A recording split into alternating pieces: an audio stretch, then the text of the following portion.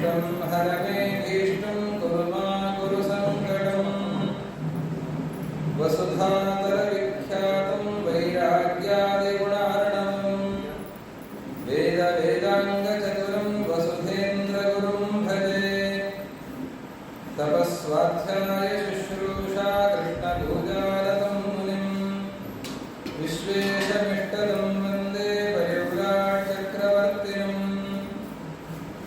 श्रीमन्मध्वमहाचार्यपदपद्मैकसद्मनाम् अणुनां महतां चापि भवतां करुणामयि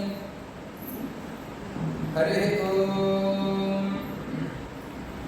नारायणं सुरगुरुं जगदेकनाथं भक्तप्रियं सकललोकनमस्कृतं च त्रैगुण्यवर्जितमजं विभुमाद्यमीशं वन्दे भवघ्नममरासुरसिद्धवन्द्यं नारायणं नमस्कृत्य नरं चैव नरोत्तमं देवीं सरस्वतीं व्यासं ततो जयमुदीरयेत् हरिः ॐ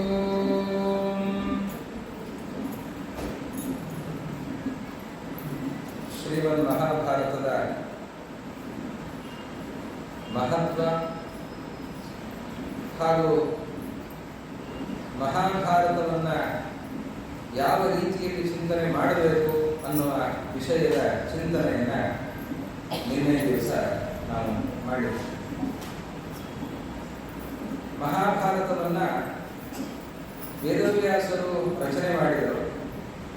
ಈ ಮಹಾಭಾರತದ ಉಪದೇಶದ ಪರಂಪರೆ ಆರಂಭ ಆದದ್ದು ಅವರ ಶಿಷ್ಯರಾದ ವೈಶಂಪಾಯನರಿಂದ. ವೇದವ್ಯಾಸರಿಗೆ ಪ್ರಧಾನ ಶಿಷ್ಯರು 4 ಜನ: ಸುಮಂತು, ಜೈಮಿನಿ, ವೈಶಂಪಾಯನರು ಮತ್ತೆ ಪೈಲರು ಅಂತ 4 ಜನ ಪ್ರಧಾನ ಶಿಷ್ಯರು. ಅದರಲ್ಲಿ ವೈಶಂಪಾಯನರು ಯಜುರ್ವೇದ ಪ್ರವರ್ತಕರು ಹೌದು. ಯಜುರ್ವೇದದ ಪಾಠವನ್ನು ಮಾಡಿ ಅದನ್ನು ಎಲ್ಲ ಕಡೆ ವ್ಯಾಪ್ತವಾಗಿ ಅಧ್ಯಯನ ಪರಂಪರೆಯನ್ನು ಬೆಳೆಸಿದವರು ವೈಶಂಪಾಯನ. ಅದರ ಜೊತೆಯಲ್ಲಿ ಮಹಾಭಾರತದ ಪಾಠ ಪ್ರವಚನದ ಪದ್ಧತಿಯನ್ನು ಹಾಕಿಕೊಟ್ಟವರು ವೈಶಂಪಾಯನ. ಆ ವೈಶಂಪಾಯನರು ಜನಮೇಜಯ ಮಹಾರಾಜನಿಗೆ ಮೊದಲು ಮಹಾಭಾರತದ ಉಪದೇಶವನ್ನು ಮಾಡ್ತಾರೆ. ಅಲ್ಲಿ ಹೇಗೆ ಶುಕಾಚಾರ್ಯರು ಪರೀಕ್ಷೆ ಮಹಾರಾಜರಿಗೆ ಭಾಗವತವನ್ನು ಹೇಳ್ತಾರೆ, ಆ ಸಂದರ್ಭದಲ್ಲಿ ಸಹಸ್ರ ಸಂಖ್ಯೆಯಲ್ಲಿ ಋಷಿಗಳು, ಮುನಿಗಳು, ಆಸ್ತಿಕ ಬಂಧುಗಳು ಭಾಗವತದ ಶ್ರವಣವನ್ನು ಮಾಡಿ ಅವರು ಎಲ್ಲ ಕಡೆಯಲ್ಲಿಯೂ ಕೂಡ ಭಾಗವತದ ಪಾಠ ಪ್ರವಚನಗಳನ್ನು ಮಾಡಿ ಮುಂದೆ ಅಧ್ಯಯನ ಪರಂಪರೆಯನ್ನು ಬೆಳೆಸ್ತಾರೋ ಆ ರೀತಿಯಲ್ಲಿ ವೈಶಂಪಾಯನರು ಜನಮೇಜಯ ಮಹಾರಾಜನಿಗೆ ಹೇಳುವಾಗ ಕೇಳಿರುವಂತಹ ಅನೇಕ ಮಹನೀಯರು ಮಹಾಭಾರತದ ಅಧ್ಯಯನ ಪರಂಪರೆಯನ್ನು ಮುಂದುವರಿಸ್ತಾರೆ. ಜನಮೇಜಯ ರಾಜ ವೈಶಂಪಾಯನರ ಭೇಟಿಯನ್ನಾದ ಪ್ರಸಂಗ, ಈ ಮಹಾಭಾರತದ ಶ್ರವಣವನ್ನು ಮಾಡುವಂತಹ ಪ್ರಸಂಗ, ಅದು ಏನು ಅಂತನ್ನುವಾಗ ಒಂದು ಸರ್ಪ ಸತ್ರವನ್ನು ಮೊದಲಿಗೆ ಮಾಡ್ತಾನೆ ಜನಮೇಜಯ ಮಹಾರಾಜ. ಆ ಸರ್ಪ ಸತ್ರವನ್ನು ಮಾಡುವುದಕ್ಕೆ ಕಾರಣ ಏನು ಅಂತ ಹೇಳುವಾಗ ಒಬ್ಬರು ಋಷಿಗಳು ಧೌಮ್ಯರು ಅಂತ ಕೇಳಿರಬಹುದು ಹೆಸರನ್ನು, ಧೌಮ್ಯರು ಅಂತ. ಆ ಧೌಮ್ಯರು ಪಾಂಡವರಿಗೆ ಕುಲಪುರೋಹಿತರು ಆಗಿರುವಂತಹ ಮಹನೀಯರು, ಒಳ್ಳೆ ಜ್ಞಾನಿಗಳು, ಒಳ್ಳೆ ಪುರೋಹಿತರು ಧೌಮ್ಯರು. ಆ ಧೌಮ್ಯರ ಬಳಿಯಲ್ಲಿ 3 ಜನ ಅಧ್ಯಯನ ಮಾಡುವುದಕ್ಕೆ ಅಂತ ಶಿಷ್ಯರು ಬರ್ತಾರೆ. ಉಪಮನ್ಯು, ಆರುಣಿ ಮತ್ತೆ ಬೈದ ಅಂತ 3 ಜನ ವೇದಾಧ್ಯಯನವನ್ನು ಮಾಡುವುದಕ್ಕೆ ಅಂತ ಶಿಷ್ಯರು ಬರ್ತಾರೆ. ಅದರಲ್ಲಿ ಆರುಣಿ ಅಂತ ಒಬ್ಬ ಶಿಷ್ಯರು ಬಂದರೆ ಪಾಠ ಮಾಡುವ ಕ್ರಮ ಏನು? ಹಿಂದಿನ ಕಾಲದಲ್ಲಿ ಗುರುಗಳ ಹತ್ರ ವಿದ್ಯಾಭ್ಯಾಸಕ್ಕೆ ಅಂತ ಶಿಷ್ಯರು ಹೋಗುವಂತಹ ಕ್ರಮ.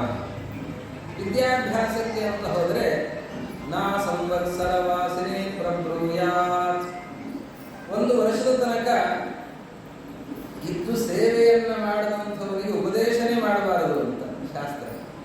ಹೀಗಾಗಿ ಮೊದಲು ಏನು ಅಂತಂದ್ರೆ ಗುರು ಶುಶ್ರೂಷೆ, ಗುರುಗಳ ಸೇವೆ ಮಾಡಬೇಕು. ಎಲ್ಲರೂ ಆಫ್ ಮಾಡಬೇಡಿ. ಮೊದಲಿಗೆ ಬಂದ ಕೂಡಲೇ ಏನು ಅಂತಂದ್ರೆ ಗುರುಗಳ ಸೇವೆಯನ್ನು ಮಾಡಬೇಕು. ಯಾಕೆ ಅಂತಂದ್ರೆ ಬ್ರಹ್ಮವಿದ್ಯೆ ಇದು ಸಾಮಾನ್ಯ, ಎಂಥವರಿಗೂ ಹೇಳುವಂತಿಲ್ಲ. ಶಿಷ್ಯನಾದವನು ಗುರು ಪರೀಕ್ಷೆಯನ್ನು ಮಾಡಬೇಕು. ಗುರುಗಳ ಹತ್ರ ಹೋದ್ಮೇಲೆ ಪರೀಕ್ಷೆ ಮಾಡೋದಿಲ್ಲ. ಗುರುಗಳ ಹತ್ರ ಹೋಗೋ ಮೊದಲು ಯಾರು ಯೋಗ್ಯರಾದಂಥವರು, ನಾನು ಯಾರ ಹತ್ರ ಪಾಠಕ್ಕೆ ಹೋಗಬೇಕು, ಯಾರನ್ನ ಗುರುಗಳನ್ನಾಗಿ ನಾನು ಪಡೀಬೇಕು ಅಂತ ವಿಚಾರ ಮಾಡಿ ವಿಮರ್ಶೆ ಮಾಡಿ ಆಮೇಲೆ ಗುರುಗಳ ಹತ್ರ ಹೋಗಬೇಕು. ಗುರುಗಳು ಶಿಷ್ಯ ಬಂದಾಗ ಒಂದು ಸಣ್ಣ ಮಟ್ಟದ ಪರೀಕ್ಷೆ ಆಗುತ್ತೆ. ಅದಾದ ಮೇಲೆ ಅವನನ್ನು ಸರಿಯಾಗಿ ಪರೀಕ್ಷೆ ಮಾಡಿ ಅವನು ವೇದ ವಿದ್ಯೆಗೆ ಬ್ರಹ್ಮವಿದ್ಯೆಗೆ ಅರ್ಹ ಅಂತ ತೀರ್ಮಾನ ಆದರೆ ಅವನಿಗೆ ಉಪದೇಶ. ಹಾಗಿರುವಂತಹದ್ದು ಬ್ರಹ್ಮವಿದ್ಯೆ. ಅಯೋಗ್ಯನಾದವನಿಗೆ ಬ್ರಹ್ಮವಿದ್ಯೆಯನ್ನು ಕೊಡುವಂತಿಲ್ಲ. ಇದಂತೆ ಆತಪಸ್ಕಾಯ ನಾಭಕ್ತಾಯ ಕದಾಚನ ನಚಾ ಶುಶ್ರೂಷಣೆ ವಾಚ್ಯಂ. ಕೃಷ್ಣ ಭಗವದ್ಗೀತೆಯಲ್ಲಿ ಹೇಳ್ತಾನೆ, ಕಂಡವರಿಗೆಲ್ಲ ಹೇಳಲಿಕ್ಕೆ ಹೋಗಬೇಡಿ. ಯಾರು ಹರಿಗುರು ಭಕ್ತರಾಗಿರುತ್ತಾರೆ, ಯೋಗ್ಯರಾಗಿರುತ್ತಾರೆ, ಅಂಥವರಿಗೆ ಇಂದ್ರಿಯ ನಿಗ್ರಹ ಇರಬೇಕು, ಶಮದಮಾದಿ ಸಂಪತ್ತಿರಬೇಕು. ಅಂಥವರಿಗೆ ಬ್ರಹ್ಮವಿದ್ಯೆಯನ್ನು ಹೇಳಬೇಕು.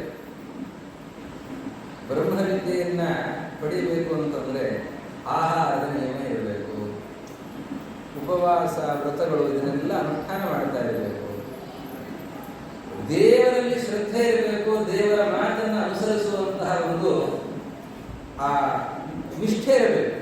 ಅಂಥವರಿಗೆ ಬ್ರಹ್ಮವಿದ್ಯೆಯನ್ನು ಹೇಳಬೇಕು.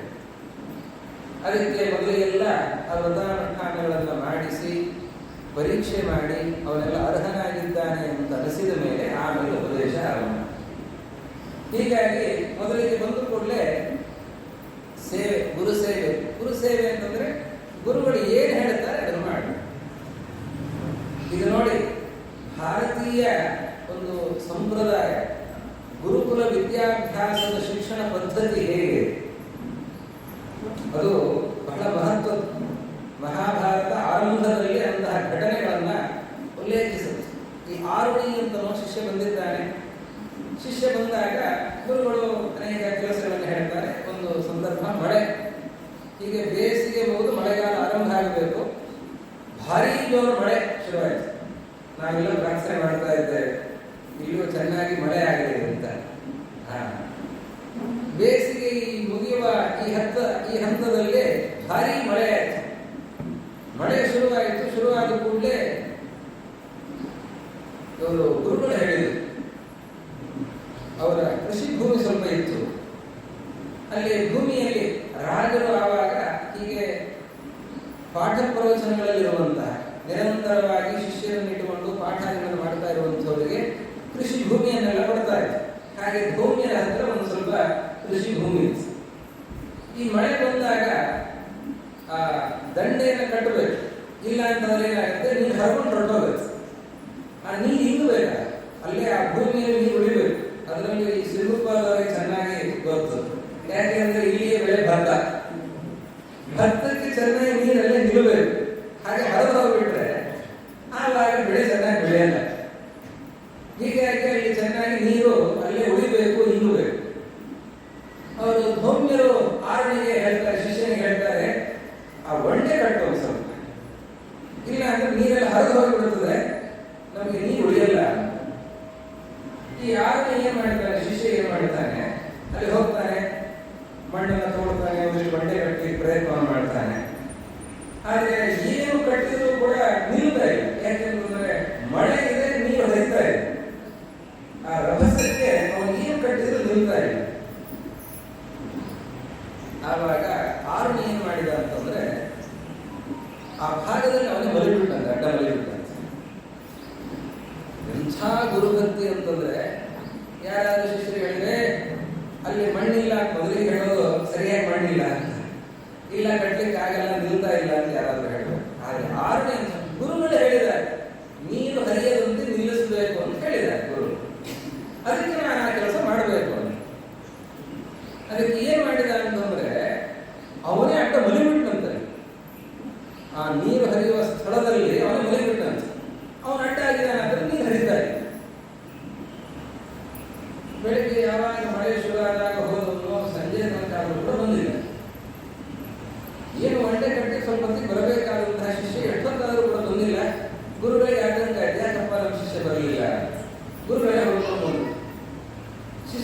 ಕಳಿಸಿದ್ರು, ಕೆಲವರನ್ನ ಸಿಗಲಿಲ್ಲ ಆರುಣಿ ಅಂತ ಹೇಳಿ. ಕೊನೆಗೆ ಅವರೇ ಬರ್ತಾರೆ, ಗೌಮ್ಯರೇ ಬರ್ತಾರೆ, ಆರುಣಿ ಎಲ್ಲಿದೆಯಪ್ಪ ಅಂತ ಹೇಳ್ತಾರೆ. ಆವಾಗ ಅವನ ಆರುಣಿ ಮಾತಾಡ್ತಾರೆ, ಗುರುಗಳೇ ನಾನು ಇಲ್ಲೇ ಇದ್ದೇನೆ ಅಂತ. ಹೇಳ್ತಾ ಇಲ್ಲ, ಯಾಕೆ ಹೋಗ್ತೀನಿ ಹೇಳೋರು. ಗುರುಗಳೇ ನಾನು ಇಲ್ಲೇ ಇದ್ದೇನೆ, ಎಲ್ಲಿದೆಯೋ ನಿಮ್ಗೆ ಧ್ವನಿ ಕಾಣಿಸ್ತಾ ಇಲ್ಲ ನೀವು ಅಂತಂದ್ರೆ, ಗುರುಗಳೇ ಇಲ್ಲೇ ಅಡ್ಡ ಮಲಗಿದ್ದೇನೆ, ನೀರು ಹೇಳಬಾರ್ದು ಅಂತ ಅನ್ನೋದು. ಗುರುಗಳಿಗೆ ಬಹಳ ಸಂತೋಷ ಆಯ್ತು. ಇದು ಗುರುಭಕ್ತಿ ಅಂತ. ಗುರುಗಳು ಹೇಳಿದ ಮಾತನ್ನ ತಪ್ಪದೇ ನಡೆಸಬೇಕು ಅಂತನೋ ಗುರುಭಕ್ತಿ. ಬಹಳ ಸಂತೋಷ ಆಗುತ್ತೆ. ಎಷ್ಟು ಶ್ರದ್ಧೆಯಿಂದ ನೀವು ಕೆಲಸ ಮಾಡಿದ್ದೀರಿ. ಮಣ್ಣನ್ನ ಹಿಡಿದು ಕಟ್ಟಲಿಕ್ಕೆ ಆಗಲಿಲ್ಲ ಅಂತ ಹೇಳಿ ಬಿಡ್ಲಿಲ್ಲ, ಆ ಕೆಲಸವನ್ನು ಬಿಡ್ಲಿಲ್ಲ. ನೀನೇ ಅಡ್ಡ ಮಲಗಿ ಬೆಳಗ್ಗೆಯಿಂದ ಸಂಜೆ ತನಕವೂ ಕೂಡ ಆ ನೀರು, ಆ ಮಳೆ, ಆ ಕೆಸರು, ಹಸುವೆ ಏನು ತಿಂದಿಲ್ಲ. ಬೆಳಗ್ಗೆಯಿಂದ ಸಂಜೆ ತನಕವೂ ಅದರಲ್ಲೇ ಇದ್ದ ನಾವು. ಗುರುಗಳಿಗೆ ಬಹಳ ಸಂತೋಷ ಆಯಿತು. ಬಾಯಿಗೆ ಅಂತ ಕರೀತಾರೆ. ಕರೆದು ಅವನ ತಲೆ ಮೇಲೆ ಕೈ ಇಡುತ್ತಾರೆ. ಸರ್ವೇ ವೇದ ಪ್ರತಿಭಾಸ್ಯಂತಿ ಸರ್ವಾಣಿ ಶಾಸ್ತ್ರಾಣಿ ಅಂತ. ನಿನಗೆ ಎಲ್ಲ ವೇದ ಸ್ಫುರಣ ಆಗಿದೆ. ಇಲ್ಲಿ ನಾವು ಬಹಳ ಗಮನಿಸಬೇಕಾದಂತಹ ಅಂಶ ಏನು ಅಂತಂದ್ರೆ, ಅನೇಕರು ಪುಸ್ತಕವನ್ನು ಹಿಡಿದು ಓದೋದಿದೆ. ಕೆಲವರಿಗೆ ಹತ್ತುತ್ತೆ, ಕೆಲವರಿಗೆ ಹತ್ತಲ್ಲ. ಯಾಕೆ? ಕೆಲವರು ವಿದ್ಯಾವಂತರು, ಕೆಲವರು ಬುದ್ಧಿವಂತರು. ಬುದ್ಧಿವಂತರಾಗಿರ್ತಾರೆ, ವಿದ್ಯಾವಂತರಾಗಿರಲ್ಲ. ವಿದ್ಯಾವಂತರಾಗಿರ್ತಾರೆ, ಬುದ್ಧಿವಂತರಾಗಿರಲ್ಲ. ವಿದ್ಯೆಗೂ ಬುದ್ಧಿಗೂ ವ್ಯತ್ಯಾಸ ಇದೆ. ವಿದ್ಯಾ ಅದು ಯತ್ನಾನುಸಾರಿಣಿ ವಿದ್ಯಾ, ಬುದ್ಧಿ ಕರ್ಮಾನುಸಾರಿಣಿ. ವಿದ್ಯೆ ಬರೋದು ಪ್ರಯತ್ನದಿಂದ ನಿರಂತರವಾಗಿ ಅಧ್ಯಯನ ಮಾಡ್ತಾ ಇದ್ರೆ ವಿದ್ಯೆ ಬರುತ್ತೆ. ಬುದ್ಧಿ, ಕೆಲವರಿಗೆ ಬುದ್ಧಿವಂತಿಕೆ ಇರುತ್ತೆ, ಬಹಳ ತಲೆ ಚುರುಕಾಗಿರ್ತದೆ, ಅಕ್ಷರ ಜ್ಞಾನ ಇರಲ್ಲ, ಆದರೆ ವಿವೇಕ ಇರುತ್ತೆ. ಈ ಬುದ್ಧಿವಂತಿಕೆ ಬೇರೆ, ವಿದ್ಯಾವಂತಿಕೆ. ವಿದ್ಯೆ ಇರ್ತದೆ ಕೆಲವರಿಗೆ, ಏನು ಕೇಳಿದ್ರು ಪುಸ್ತಕದ ಹೊಳ ಅಂತ, ಪುಸ್ತಕದಲ್ಲಿರುವಂಥದ್ದು ನೀನು ಕೇಳಿದ್ರೆ ಹೇಳ್ತಾರೆ. ಆದರೆ ಪುಸ್ತಕದಲ್ಲಿರುವ ಒಂದು ಪ್ರಶ್ನೆಯನ್ನು ಕೇಳಿದ್ರೆ ಹೇಳಿಬಾರದು. ಯಾಕೆ? ಬುದ್ಧಿವಂತಿಕೆ. ಈ ಬುದ್ಧಿ ಬೇರೆ, ವಿದ್ಯೆ ಬೇರೆ. ಬುದ್ಧಿ ಬರೋದು ಅದು ಕರ್ಮ ಅನುಸಾರಿಣಿ. ಕೆಲವರು ಪ್ರಯತ್ನ ಮಾಡ್ತಾರೆ, ಬೆಳಿಗ್ಗೆಯಿಂದ ರಾತ್ರಿ ತನಕ ಓದ್ತಾನೆ ಇರ್ತಾರೆ, ಆದರೆ ಅವರಿಗೆ ತಲೆ ಹತ್ತಾ ಇರಲ್ಲ. ಕೆಲವರು ಏನು ಓದಲ್ಲ, ಆದರೆ ಒಂದು ಸರ್ತಿ ಶಾಲೆಯಲ್ಲಿ ಕುತ್ಕೊಂಡು ಒಮ್ಮೆ ಗುರುಗಳ ಹತ್ರ ಕುತ್ಕೊಂಡು ಕೇಳಿಬಿಟ್ರೆ ಸಾಕು, ಅವರಿಗೆ ಮರೆಯಲ್ಲ. ಯಾಕೆಂದ್ರೆ ಭಾರಿ ಬುದ್ಧಿವಂತಿಕೆ ಇದೆ. ಈ ಬುದ್ಧಿವಂತಿಕೆ ಕೆಲವರಿಗೆ ಇಲ್ಲದ ಬುದ್ಧಿವಂತಿಕೆ ಕೆಲವರಿಗೆ ಹೇಗೆ? ಈ ಬುದ್ಧಿವಂತಿಕೆಯಲ್ಲಿ ತಾರತಮ್ಯ ಇದೆ ನೋಡಿ. ಕೆಲವರಿಗೆ ಒಂದು ಸರ್ತಿ ಹೇಳಿದ್ರೆ ಅರ್ಥ ಆಗಿಬಿಡುತ್ತೆ, ಕೆಲವರಿಗೆ 10 ಸರ್ತಿ ಹೇಳಿದ್ರು ಅರ್ಥ ಹೋದ್ರಿಲ್ಲ. ಈ ಬುದ್ಧಿವಂತಿಕೆ ಅದು ಬರೋದು ಹೇಗೆ ಅಂತಂದ್ರೆ ಕರ್ಮ ಅನುಸಾರಿಣಿ. ಕರ್ಮದಿಂದ ಬುದ್ಧಿವಂತಿಕೆ ಬರುತ್ತದೆ. ಆದ್ದರಿಂದ ಯಾರಿಗಾದರೂ ಅನಿಸಿದ್ರೆ ನನಗೆ ಅಂಥ ಬುದ್ಧಿವಂತಿಕೆ ಇಲ್ಲ, ಅಥವಾ ನನ್ನ ಮಕ್ಕಳಿಗೆ ಅಂಥ ಬುದ್ಧಿವಂತಿಕೆ ಇಲ್ಲ, ಚುರುಕಾಗಿಲ್ಲ, ಹೇಳಿದ್ದು ಕೂಡ ಅವ್ರ ತಲೆಗೆ ಹೋಗೋದಿಲ್ಲ, ಅವರು ಏನ್ ಕೇಳ್ತಾರೆ ಅದು ಬಹಳ ದಿವಸ ತನಕ ತಲೆಗೆ ಉಳಿಯಲ್ಲ ಅಂತ ಅನಿಸಿದ್ರೆ ಏನ್ ಮಾಡಬೇಕು? ಹರಿಗುರುಗಳ ಸೇವೆಯನ್ನು ಮಾಡಿಸಬೇಕು. ಹರಿಗುರು ನವನಂದ್ರ ಯತ್ನತೋಮಿ ವಿಧಾಯ ಪ್ರಯಯುರಪರ ಸಾಮ್ಯಂ ಸಿದ್ಧಯೇ ಸ್ಯಾಧಿ ಯತ್ನ. ದೇವರ ಸೇವೆ, ಗುರುಗಳ ಸೇವೆಯನ್ನು ಮಾಡೋದರಿಂದಾಗಿ ಅದರಿಂದಾಗಿ ಬುದ್ಧಿ ನಿಶ್ಚಿತ ಆಗುತ್ತೆ. ಪ್ರದಕ್ಷಿಣೆ ನಮಸ್ಕಾರ ಹಾಕಿದ್ರೆ ವಿದ್ಯೆ ಬರ್ತದ ಅಂತ ಕೇಳಿದ್ರೆ ವಿದ್ಯೆ ಬರಲ್ಲ, ಬುದ್ಧಿ ಬರುತ್ತೆ. ಅದರಿಂದಾಗಿ ಪ್ರಯತ್ನವನ್ನು ಮಾಡಿದ್ರೆ ಆಮೇಲೆ ಸ್ವಲ್ಪ ಪ್ರಯತ್ನದಿಂದಲೇ ಹೆಚ್ಚಿನ ವಿದ್ಯೆಯನ್ನು ಸಂಪಾದನೆ ಮಾಡಿಕೊಂಡು ಅಂತಹ ಅನೇಕ ಇತಿಹಾಸಗಳನ್ನು ನಾವು ನೋಡ್ತಾ ಇದ್ದೇವೆ. ಮಂದಮತಿಗಳಾದವರು ಕೂಡ ಗುರುಗಳ ಅನುಗ್ರಹದಿಂದ ಚೆನ್ನಾಗಿ ಗುರುಗಳ ಅನುಗ್ರಹವನ್ನು ಪಡೆದುಕೊಂಡು ಸೇವೆಯನ್ನು ಮಾಡಿ ಅನುಗ್ರಹವನ್ನು ಪಡೆದುಕೊಂಡು ನಂತರದಲ್ಲಿ ಹೆಚ್ಚಿನ ಶ್ರಮದಿಂದ ಬಹಳ ಉಜ್ವಲವಾದಂತಹ ವಿದ್ಯೆಯನ್ನು ಪಡೆದುಕೊಂಡಂತಹ ಇತಿಹಾಸವನ್ನ ನಾವು ನೋಡ್ತಾ ಇದ್ದೇವೆ. ನಮ್ಮ ಕಣ್ಣು ಮುಂದಿನ ಅಂತಹ ಅನೇಕ ಘಟನೆಗಳನ್ನು ನಾವು ಕಂಡಿದ್ದೇವೆ. ಈ ಆರುಣಿಗೆ ಸಿಕ್ಕಿದ್ದು ಏನು ಅಂತಂದ್ರೆ ಗುರು ಅನುಗ್ರಹ, ಗುರುಗಳ ಅನುಗ್ರಹ. ಬಹಳ ಸಂತೋಷ ಆಯ್ತು ಅವರಿಗೆ. ನೀನು ನಾನು ಹೇಳಿದ ಮಾತನ್ನು ಚೆನ್ನಾಗಿ ನಡೆಸಿದ್ದಿ, ನನಗೆ ಬಹಳ ಸಂತೋಷ ಆಗಿದೆ. ತಲೆ ಮೇಲೆ ಕೈ ಇಡುತ್ತಾರೆ, ನಿನಗೆ ವೇದ ಸ್ಫುರಣ ಆಗಲಿ, ಶಾಸ್ತ್ರಗಳ ವಿದ್ಯೆ ನಿನಗೆ ಚೆನ್ನಾಗಿ ದೊರೆಯಲಿ. ಅವ್ರು ಹೇಳಿದ ತಕ್ಷಣ ಎಲ್ಲ ತಲೆಗೆ ಹೋಗ್ಬಿಡ್ತು ಅಂತಲ್ಲ, ಅದು ಹಾಗೆ ಹೋಗಲ್ಲ, ಅದಕ್ಕೆ ಪ್ರಯತ್ನ ಬೇಕೇ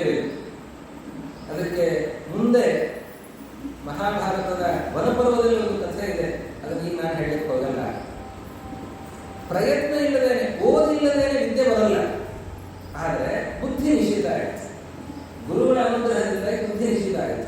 ಬುದ್ಧಿ ನಿಷಿದ್ಧ ಆದ ಮೇಲೂ ಕೂಡ ಪ್ರಯತ್ನವನ್ನು ಮಾಡಿಯೇ ವಿದ್ಯೆಯನ್ನು ಪಡೆದುಕೊಳ್ಳೋದು. ಓದಿಯೇ ವಿದ್ಯೆಯನ್ನು ಪಡೆಯಬೇಕು. ಓದಿದರೂ ತಲೆಗೆ ಹತ್ತದ ವಿದ್ಯೆ ಅದು ಓದಿದ ಕೂಡಲೇ ತಲೆಗೆ ಹತ್ತುತ್ತೆ. ಅದು ಗುರು ಅನುಗ್ರಹದ ಬಲದಿಂದ. ಈ ಆರನಿಗೆ ಸಿಕ್ಕಿದ್ದು ಅಂತಹ ಗುರು ಅನುಗ್ರಹ. ಇನ್ನೊಂದು ಉದಾಹರಣೆ ಉಪಮನ್ಯು. ಆರನೇ ಒಬ್ಬ ಶಿಷ್ಯ, ಉಪಮನ್ಯು ಮತ್ತೊಬ್ಬ ಶಿಷ್ಯ. ಅವನು ವಿದ್ಯಾಭ್ಯಾಸಕ್ಕೆ ಎಂದು ಬಂದಿದ್ದಾರೆ. ಗುರುಗಳು, ನೋಡಪ್ಪ, ಹಟ್ಟಿ ಹಸುಗಳಿವೆ, ನೀನು ಹಸುಗಳನ್ನ ತಗೊಂಡು ಹೋಗು, ಬೆಳಿಗ್ಗೆ ಮೇಯಿಸ್ಕೊಂಡು ಸಂಜೆ ಬರಬೇಕು ಅಂತ. ಬೆಳಿಗ್ಗೆ ತಗೊಂಡು ಹೋಗಿ ಹಸುಗಳನ್ನೆಲ್ಲ ತಗೊಂಡು ಹೋಗಿ ಸಂಜೆ ತನಕ ಮೇಯಿಸ್ಕೊಂಡು ಬರಬೇಕು ಅಂತ ಗುರುಗಳು ಹೇಳಿದ್ದಾರೆ. ಧೌಮ್ಯರು ಹೇಳಿದಂತೆ ಉಪಮನ್ಯು ಆ ಹಸುಗಳನ್ನ ತಗೊಂಡು ಹೋಗ್ತಾನೆ. ಅಲ್ಲೆಲ್ಲ ಹಸುಗಳನ್ನು ಮೇಲೆ ಬಿಡ್ತಾನೆ. ಅದರ ಮಧ್ಯದಲ್ಲಿ ಅವನು ಭಿಕ್ಷಾ ಯಾಚನೆಯನ್ನು ಮಾಡಬೇಕು. ಬ್ರಹ್ಮಚಾರಿಗಳು ಭಿಕ್ಷೆಯನ್ನು ಬೇಡಿ ಬಂದು ಗುರುಗಳಿಗೆ ಒಪ್ಪಿಸಿ ಅನಂತರದಲ್ಲಿ ಅವರು ಕೊಟ್ಟ ಊಟವನ್ನು ಮಾಡಿಕೊಂಡು ಅವನು ಜೀವನವನ್ನು ಮಾಡಬೇಕು ಅಂತ ಪದ್ಧತಿ. ಉಪನಯನ ಕಾಲದಲ್ಲಿ ಅದನ್ನು ಮಾಡಿಸ್ತಾರೆ. ಭಿಕ್ಷಾಂದೇಹಿ ಅಂತ ಹೇಳಿ ಕೇಳಬೇಕು ಅಂತ. ಕೇಳೋದನ್ನ ಕಲಿಬೇಕು ಮೊದಲಿಗೆ. ಅಂದ್ರೆ ಕೇಳಿದಾಗ ಏನಾಗುತ್ತೆ, ನಾನು ಚಿಕ್ಕವನು ಅಂತ ಒಂದು ಭಾವನೆ ಬರುತ್ತೆ. ಬೇಡುವಾಗ ಯಾವತ್ತೂ ಕೂಡ, ಕೊಡುವಾಗ ನನ್ನ ಹತ್ರ ಸಂಪತ್ತಿದೆ, ನಾನು ಕೊಡ್ತಾ ಇದ್ದೇನೆ ಅಂತ ಒಂದು ಭಾವನೆ ಇರುತ್ತೆ. ಕೇಳುವಾಗ ನಾನು ದರಿದ್ರ, ನನ್ನ ಹತ್ರ ಏನಿಲ್ಲ, ನಾನು ಇನ್ನೊಬ್ಬರ ಹತ್ರ ಕೈ ಚಾಚ್ತೇನೆ ಅಂತ ಅನ್ನುವಾಗ ನಾನು ಸಣ್ಣವ ಅಂತ ಒಂದು ಭಾವನೆ ಇರುತ್ತೆ. ಈ ಭಿಕ್ಷಾಯಾಚನೆ ಕ್ರಮ ಇರೋದು ಅದಕ್ಕೋಸ್ಕರ. ಬ್ರಹ್ಮಚಾರಿಗಳು ಭಿಕ್ಷೆಯನ್ನು ಬೇಡಬೇಕು, ಸನ್ಯಾಸಿಗಳು ಭಿಕ್ಷೆಯನ್ನು ಬೇಡಬೇಕು. ಹಾಗೆ ಎಲ್ಲರೂ ಭಿಕ್ಷೆ ಬೇಡಲಿಕ್ಕಿಲ್ಲ. ಗೃಹಸ್ಥನಾದವ, ಅದರಲ್ಲೂ ಕ್ಷತ್ರಿಯರಾದವರು ಬೇಡೋ ಹಾಗೇ ಇಲ್ಲ. ಹಾಗೆ ವಿಭಾಗವನ್ನು ಮಾಡ್ತಾರೆ. ಸನ್ಯಾಸಿಗಳಾದವರು ಕೂಡ ಅವರೆಲ್ಲರೂ ಒಂದು ನಮಸ್ಕಾರ ಮಾಡ್ತಾ ಇದ್ದಾರೆ. ನಾನು ದೊಡ್ಡವನು ಅಂತ ಭಾವನೆ ಬಂದಿರ್ತದೆ ಸನ್ಯಾಸಿ ಆದವರಿಗೆ. ಅದಕ್ಕೆ ಅವನು ಭಿಕ್ಷಾಯಾಚನ ಅಂತ ಅವು ಕೇಳ್ತಾ ಇದ್ದಾಗ, ಇಲ್ಲ ನಾನು ದೊಡ್ಡವನಲ್ಲ ಅಂತ ಅಂತಾರೆ. ಈ ಭಿಕ್ಷಾ ಯಾಚನೆಯ ಪದ್ಧತಿ ಬಂದದ್ದು ಅದಕ್ಕೆ. ಇವನು ಬ್ರಹ್ಮಚಾರಿ ಭಿಕ್ಷೆಯನ್ನು ಬೇಡಿ 4 ಮನೆಗಳಿಗೆ ಹೋಗಿ ಪಡೆದುಕೊಂಡು ಬಂದು ಅದನ್ನು ಗುರುಗಳಿಗೆ ಒಪ್ಪಿಸಬೇಕು. ಗುರುಗಳು ಒಂದು 4 ದಿವಸ ನೋಡಿದ್ರಂತೆ. ಏನಪ್ಪ, ಭಾರಿ ಚೆನ್ನಾಗಿದ್ದಿಲ್ಲ, ದಷ್ಟಪುಷ್ಟನಾಗಿದ್ದೀಯ. ಹೌದು ಸ್ವಾಮಿ, ತಮ್ಮ ಅನುಗ್ರಹ, ಗುರುಗಳ ಅನುಗ್ರಹ. ಹಾಗಲ್ಲ, ಭಿಕ್ಷೆಯನ್ನು ನೀನು ಬೇಡಿ ಬರ್ತಾ ಇದ್ದೀರಿ, ಬೇಡಿ ಬಂದು ಭಿಕ್ಷೆಯನ್ನು ನನಗೆ ಕೊಡ್ತಾ ಇದ್ದೆ. ನಾನು ಬಾ ನಿನಗೆ ಊಟಕ್ಕೆ ಹಾಕ್ತೇನೆ ಅಂತ ನಿನಗೆ ಯಾವತ್ತೂ ಊಟಕ್ಕೆ ಹಾಕಲೇ ಇಲ್ಲ. 4 ದಿವಸದಿಂದ ನಾನು ನಿನಗೆ ಊಟಕ್ಕೆ ಹಾಕ್ತೇನೆ. ನೀನು ಭಿಕ್ಷೆಯನ್ನು ಬೇಡಿ ಬಂದಿದ್ದಾನೆ ನನಗೆ ಕೊಟ್ಟಿದ್ದಿ, ನಾನು ನಿನಗೆ ಊಟಕ್ಕೆ ಹಾಕಲಿಲ್ಲ. ಆದರೂ ಕೂಡ ದಷ್ಟಪುಷ್ಟನಾಗಿದ್ದಿ ಅಂದ್ರೆ ಏನಿದೆ ಅರ್ಥ ಅಂತ ಕೇಳಿದ್ರು. ಪರೀಕ್ಷೆ ಮಾಡ್ತಾ ಇದ್ದಾರೆ ಗುರುಗಳು. ಅದಕ್ಕೆ ಅವನಂದ, ಇಲ್ಲ ಸ್ವಾಮಿ, ಮೊದಲು ಬೇಡಿ ಬಂದಂತನ್ನೆಲ್ಲ ನಿಮಗೆ ಕೊಡ್ತಾ ಇದ್ದೆ, ಆಮೇಲೆ ನಿಮಗೆ ಕೊಟ್ಟ ಮೇಲೆ ಮತ್ತೊಮ್ಮೆ ನಾನು ಬೇಡಿಗೆ ಹೋಗ್ತಾ ಇದ್ದೆ. ಆ 2ನೇ ಸತಿ ಬೇಡಿ ಬಂದದ್ದನ್ನು ನಾನು ತಿಂತಾ ಇದ್ದೆ. ಹಾಗೆಲ್ಲ ಮಾಡಬಾರ್ದು. ಗುರುಗಳು ಅಂತಾರೆ, ಭಿಕ್ಷೆ ಹೆಚ್ಚು ಬೇಡಬಾರ್ದು. ಯಾಕೆ, ನಾವು ಕೇಳುವಾಗ ಗೃಹಸ್ಥರಿಗೆ ಭಾರ ಆಗಬಾರ್ದು. ಆದ್ದರಿಂದ ಒಂದು ಸರ್ತಿ ಕೇಳಿಕ್ಕೆ ಹೋಗ್ಬೇಕು, 2ನೇ ಸತಿ ಕೇಳಿಕ್ಕೆ ಹೋಗಬಾರ್ದು. ಆಯ್ತು ಗುರುಗಳೇ. ಮತ್ತೆ 4 ದಿವಸ ಕಳೀತು. ಮತ್ತೆ ಒಂದು ದಿವಸ ನೋಡಿದ್ರು, ಮತ್ತೆ ಭಾರಿ ದಷ್ಟಪುಷ್ಟನಾಗಿದ್ದಿ ಅಂತ. ಏನಪ್ಪ ಮನುಗ್ರಹ ಸ್ವಾಮಿ? ಹೌದಪ್ಪ, 2ನೇ ಸತಿ ಭಿಕ್ಷೆ ಬೇಡಲಿಕ್ಕೆ ಹೋಗ್ತಾ ಇದ್ದೀವಿ ನಾವು. ಇಲ್ಲ ಗುರುಗಳು, ನೀವು ಹೇಳಿದ ಮೇಲೆ ನಾನು 2ನೇ ಸತಿ ಭಿಕ್ಷೆ ಬೇಡಲಿಕ್ಕೆ ಹೋಗ್ತಾ ಇಲ್ಲ. ಮತ್ತಿನ ಹೇಗೆ, ಏನ್ ಮಾಡ್ತಾ ಇದ್ದೀನಿ ಅಂತ ಕೇಳಿದ್ರು. ಅದಕ್ಕೆ ಇಲ್ಲ, ನಾನು ಹಸುವಿನ ಹಾಲು ಕುಡಿತಾ ಇದ್ದೇನೆ, ಭಿಕ್ಷೆ ಬೇಡಲ್ಲ, ಹಾಲು ಕುಡಿತಾ ಇದ್ದೇನೆ. ನೋಡು, ನೀನು ಹೆಚ್ಚಿನ ಹಾಲನ್ನೇ ಕುಡಿದಿರ್ತಾದ್ರೆ ಆವಾಗ ಇಲ್ಲಿ ಹಾಲು ಕಡಿಮೆ ಆಗುತ್ತೆ. ಅದಕ್ಕೆ ಮತ್ತೆ ಹಾಲು ಕುಡಿಲಿಕ್ಕೆ ಹೋಗ್ಬೇಡ ನೀನು. ಸರಿ. ಆಮೇಲೆ ಮತ್ತೆ 4 ದಿವಸ ಆಯ್ತು. ಮತ್ತೆ 4 ದಿವಸ ಆದ್ಮೇಲೆ ಮತ್ತೆ ನೋಡ್ತಾ ಇದ್ದಾರೆ, ಮತ್ತೆ ದಷ್ಟಪುಷ್ಟನಾಗಿದ್ದೇನೆ. ಏನ್ ಮಾಡ್ತಾ ಇದ್ದೀಗ ಅಂತ ಕೇಳಿದ್ರು ಗುರುಗಳು. ಅದಕ್ಕೆ ಒಮ್ಮೊಮ್ಮೆ ಹೇಳಿದ, ಹಾಲೆಲ್ಲ ಕರೆಯೋದಾದ್ಮೇಲೆ ಆಮೇಲೆ ಕರುಗಳಿಗೆ ಬಿಡ್ತಾರಲ್ಲ, ಕರುಗಳಿಗೆ ಬಿಟ್ಟ ಮೇಲೆ ಆಮೇಲೆ ಅವ್ರು ಹೋಗಿ ಹಾಲು ಕುಡಿತಾ ಇದ್ದೇನೆ. ಅದಕ್ಕೆ ಅವ್ರು ಅಂತಾರೆ, ಆ ಕರುಗಳಿಗೆಲ್ಲ ನಿನ್ನ ಮೇಲೆ ಪ್ರೀತಿ ಜಾಸ್ತಿ, ನೀನು ಉಪವಾಸ ಇದ್ದಿ, ಏನು ಹಾಲು ಕುಡಿದಿಲ್ಲ ಅಥವಾ ಇನ್ನೇನು ತಿಂದಿಲ್ಲ ಅಂತ ಹೇಳಿ ಆ ಕರುಗಳು ಹೆಚ್ಚಿನ ಹಾಲನ್ನು ಕುಡಿಯದೇನೆ ನಿನಗೋಸ್ಕರ ಬಿಟ್ಬಿಡ್ತವೆ.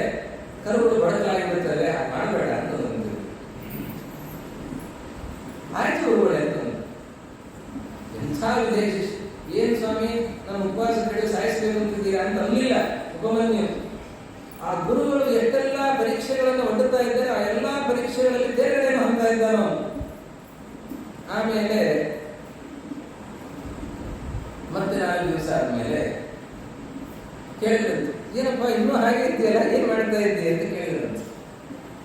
ಆವಾಗ ಅವನು ಹೇಳಿದ, ಈ ಕರುಗಳು ಹಾಲು ಕುಡಿಯುವಾಗ ಆ ನೊರೆ ಬರುತ್ತಲ್ಲ ಬಾಯಿಂದ, ಆ ಹಸು ಕೆಚ್ಚಲಿ ಬಾಯಿ ಹಾಕಿ ಕರುಗಳು ಹಾಲು ಕುಡಿತಾ ಇರ್ತವೆ. ಹಾಲು ಕುಡಿಯುವಾಗ ಅದು ನೊರೆ ಬರುತ್ತೆ.